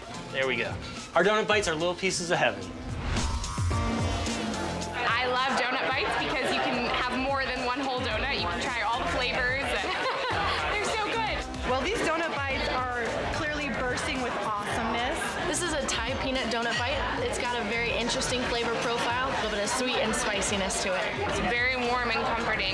They're tiny. You can try one of each if you want, or you can double up on your favorites. You can do it however you want. It's kind of a personalized donut experience. While people may show up to experience the donuts, they stay for the breakfast, especially the breakfast burrito. Our breakfast burrito is one of our best sellers. Customers love it. It's the size of your head, and you see people with two expressions on their face, one of determination and one of defeat. We're gonna start with 3 eggs. We'll let that sit there for a minute, and we'll do our chorizo. It's like a Mexican spiced sausage, basically. We got our eggs, we got our chorizo, we need some more meat. This is our slow roasted pork. It takes us 17 hours to cook this.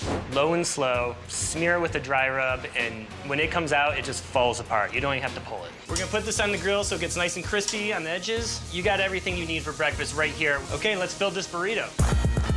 A flour tortilla is layered with the scrambled eggs, some breakfast potatoes, and the chorizo. And last but not least, that little ball, pulled pork. There we go, now time to roll this sucker up. The burrito is smothered with a homemade green chili that's laden with even more pulled pork, then topped with shredded sharp cheddar. That cheddar's gonna melt all over that and be nice and blankety. Got some pico, little green onions, and here we go. Hardest part of the day. If this falls off the burrito, it's 7 years bad luck. Bam. Here we go, breakfast burrito. Think you could finish that? This breakfast burrito is large and in charge. There's a lot of eggs in it, which I appreciate in a breakfast burrito because sometimes they just sort of skimp on that in other places. The pulled pork is my favorite part. It's so tender, it's just delicious. Nice and juicy. It's just real homey and just delicious. Stuff on top, inside, it's really, really good. This breakfast burrito has a lot of flavor and has a good bite, but not too spicy. This burrito just warms my belly. It's just the best. When you come into Jelly, just know we're gonna serve you the most ultimate comfort food, and on the way out, you might need a wheelbarrow just to get out the door. We'll take care of you.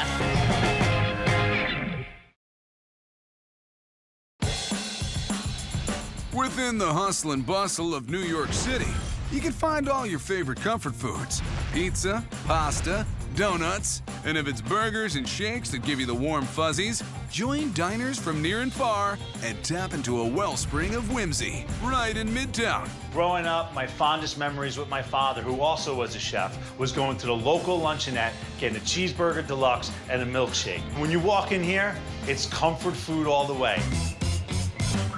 We came from New York. I come from California. We're from Stonehenge in Hampshire in the UK. We've made a beeline for this location and we're looking forward to the food. The biggest buzz surrounds the Greg Norman burger. Hey, wait, isn't that a golfer from Down Under? Greg Norman is the world-famous golfer. Why do we call it the Greg Norman? Because Greg Norman himself owns the ranch in Australia that produces this great, awesome quality Wagyu beef. The beef is so great that it just needs a little salt and then it's onto the griddle. We never grill our burgers, we only griddle our burgers. Big difference. Grill is for the backyard, griddle is for the restaurant. The burger is cooked for about 3 to 4 minutes, so it's time to flip it. Remember, folks, only flip once. Once it's flipped, it's topped with a nice pile of crumbled blue cheese. Blue cheese doesn't melt like other cheeses, so you can't cook it too long. You just want that heat to activate that funky flavor of the blue cheese. While things get funky with the burger, Joe toasts up a soft potato bun.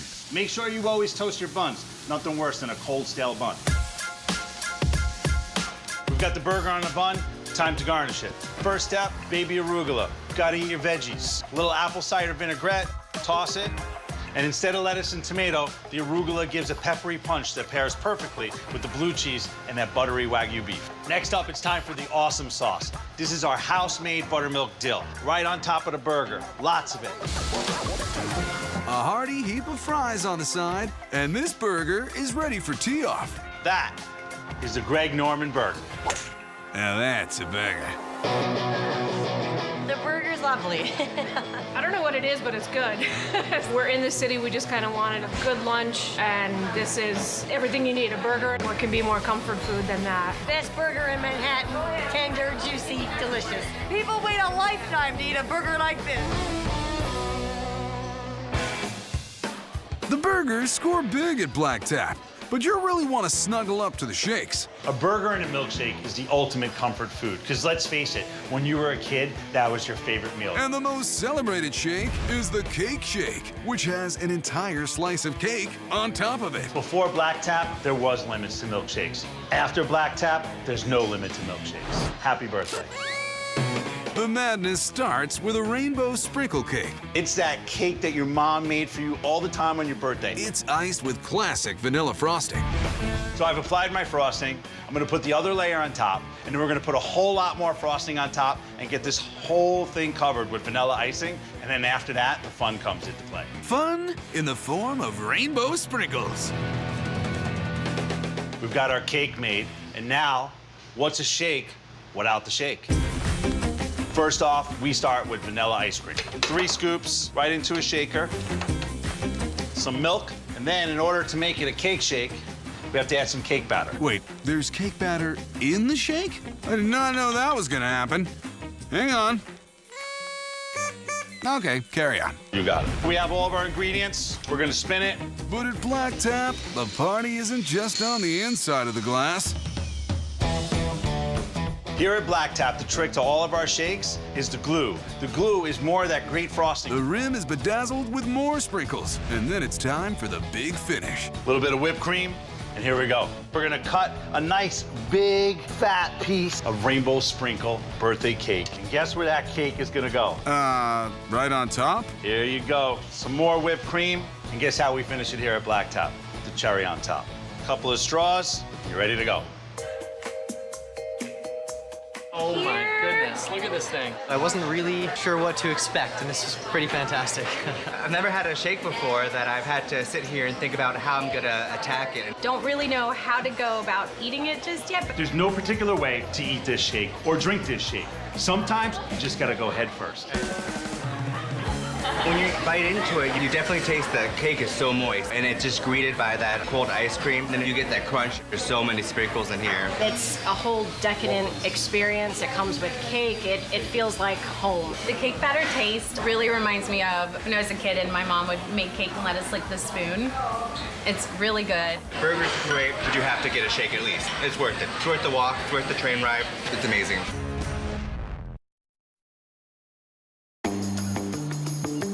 Pastry fans in East Boston, rejoice! Your ship has come in. Down on the harbor, a waterside eatery has been knocking it out of the park with their mouth-watering pies. Cherry pie, apple pie, pizza pie, shepherd's pie. Nope, not those kind of pies. Owner Samuel Jackson, no relation to the actor, No L? has brought a comfort food favorite from his native Australia to Boston's shores. I'd been here for 2 years and I was getting into the 3rd year and I thought, why isn't anyone doing meat pies? This is crazy. It's cold, rainy, and overcast for 6-7 months of the year. And meat pies are perfect for that. So I thought, stuff it, do it myself. I can't believe that they've put this incredibly delicious dinner in a handheld form, and it's perfect every time. And the most popular pie to wrap your hands around? One that has dual citizenship. The buffalo chicken macaroni and cheese pie. We just thought that Americans love buffalo chicken and they love mac and cheese, and they seem to love our pies. So why not go 1, 2, 3, all in one, and let's go for it. We start off by bringing our milk to a boil to make the cheese sauce, and then we're gonna add some sharp cheddar cheese to that. And then we're gonna add a slurry to that, which is just cornstarch and water, just to thicken it up, season it up. Really simple stuff, but like all the classics, sometimes the simple is the best. And that's it, that's our cheese sauce ready to rock. We're good to mix that now with our macaroni, our buffalo chicken. We use chicken thighs, and then we chop them up and, of course, chuck them in more buffalo sauce because just like cheese, who doesn't want more buffalo sauce? And, of course, a little bit extra cheese. Good to go for the pie filling. With the filling made, Samuel gets to stuff it. This is the base of the pie tin. This is a short crust pastry that we make here at KO. It's rich, it's buttery, it's flaky, and now I'm gonna fill it with our chilled buffalo chicken mac and cheese filling. The pies are topped with a puff pastry lid, then crimped closed. Give it a cheeky little push, and pies are made. Now we're going to add panko breadcrumbs to the buffalo chicken mac and cheese pie. What's in this is butter, panko breadcrumbs, and a little bit of paprika. And so this gives it a little bit of crunch, a little bit of texture, a little bit of colour, and of course, a little bit of flavour. These are now going to go into a 350-degree oven until they're golden brown. And in 30 minutes, it's all eyes on the pie. The chicken is fantastic. It's cooked perfectly. It's a fantastic combination of cheese, noodles, chicken, the flaky crust. And my kids devoured it. I loved all the crunchy panko on top and had just a nice amount of hint of spice from the buffalo, which was really good. It's just so gooey, rich, got a great texture, and then you've got the flaky golden dough on the outside. It's just a spectacular little pie. In fact, I might go up and get another one after we're done filming, so yeah, it's really good. If you want to stick with something more classically Aussie, try the beef with cheese and go overboard by getting it floater style. The beef and cheese is the cheeseburger of the Australian pie world. Americans love it, and the floater is everything that's right in the world on a plate. But what's right about the pie is that it's filled with tons of beefy goodness. We start with the short crust pastry, and then we add shredded white cheddar cheese to the base. And we find when the pie cooks, the cheese actually melts up into the actual beef. Now you're talking my language, Samuel. Next up, we're going to add our cold classic beef pie filling. It's got ground beef, it's got onions, it's got tomato sauce, it's got beef gravy in it. They're finished with a square of puff pastry and a sprinkle of Parmesan cheese, then baked. To make it float, the pie is topped with mashed potatoes, mushy peas, and a hearty beef gravy. This is the KO pie floater. Comfort food, Aussie style, to the max. The pie floater on the beef and cheese is amazing. It's got all this good gravy and mashed potatoes and just mixes all together. It's a little bit of everything. So you have the meat and then you have the pastry. It's mixing a whole plate of things all in one bite. When it comes to a good meat pie or a delicious floater, you can't beat this. It's warm, it's tasty. There's something about it that makes you feel comforted, you know, it fills your belly.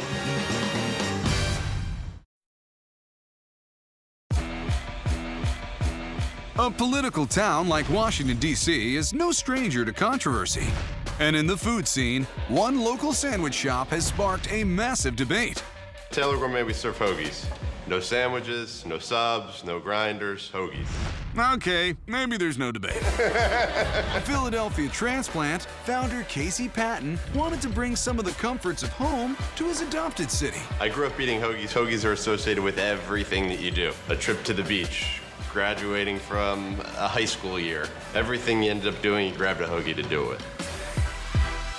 At Taylor Gourmet, you can grab one of 20 different kinds, all cooked up by culinary director and hoagie superfan, Jacob Hunter. I love hoagies so much, I have one actually tattooed right here on the back of my arm. Choosing a favorite hoagie would be like choosing a favorite child, but Jacob would pick the T. Harrison. It's a meatball hoagie. There's an old Bill Murray movie called Meatballs. His character's name was Tripper Harrison, so I kind of like to have a fun spin on certain hoagie names. But the star here is the meatball, which is made from 100% ground beef. And then we're gonna add caramelized onions. Gives a little bit of sweetness to the meatball. The meatballs also get flavored with chopped garlic and fresh herbs. Next thing we're gonna add is a little bit of egg and some panko breadcrumbs. This is just gonna help bind it. We mix this with some chili flake to give it a little bit of kick and pop. A little salt and pepper, and these meatballs are ready to roll.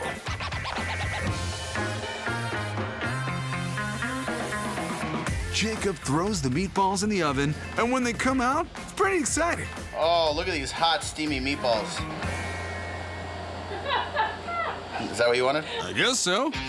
So it's time to build our T. Harrison. We're gonna start with our bread. It's a seeded roll, kind of the nod to the Philadelphia style hoagie roll. We split it open, and then we're gonna layer it with some sweet provolone cheese. Next, he layers on banana peppers, the meatballs, and some house-made marinara. We put just enough on there to get messy. Fresh basil and crispy fried onions top off the sandwich, hoagie. And this is our T. Harrison meatball hoagie with our homemade meatballs. The meatball sandwich reminds me of my Italian grandfather's meatballs with the homemade marinara sauce and the melted cheese, and just embodies comfort food. They definitely have some spice that they're working in there. I'm a guy that likes spice, so that really brought out that flavor. This one, the meatballs are solid and it tastes great. We give it 4 thumbs up. You can also wrap your thumbs around a turkey hoagie, aptly named the Colonial. Colonial brings me back to the day after Thanksgiving when you're putting together leftovers and throwing it in between some bread. And a big part of Thanksgiving leftovers, potatoes, which for the Colonial take the form of a sweet potato, sage, and ricotta spread sweetened with honey. We're gonna take our Italian seeded hoagie roll, we split it open, we take our sweet potato and sage ricotta. Whoa, just how much are you gonna use, Jacob? A lot. Freshly sliced herb roasted turkey is piled on top. Next, we're gonna drizzle on our house-made cranberry ginger sauce. It's a little bit of cranberry, ginger, and orange. Thick slices of brie cheese and garlicky kale complete this Thanksgiving mashup. You had the cranberry in the bottom, and then the cheese spread, and then the potatoes, and then the turkey, and then on top it was kind of a nice like pillow of kale. Definitely really appealing. The turkey breast, they make it in-house. It's the best thing I think that they have. The Colonial is like Thanksgiving to me. It makes me think of my family. So there's always something to appeal to your mood. Oh, it's just a whole bunch of deliciousness. So that's the best way I can describe it. This place stands out amongst anywhere else in DC. No one else has these specialty hoagies. You don't feel like you're eating in your typical deli, and the hoagies that we give you aren't the typical hoagies that you can expect. Taylor always knocks it out of the park. We've hit all your favorite foods under the sun. Wasn't that spooky corn dog fun? We had pasta and pies, and yep, everything fried. But you can't get cozy without cheese. And on a burger, yes please. And who could forget that big pile of tots? I think it's safe to say we hit the comfort jackpot.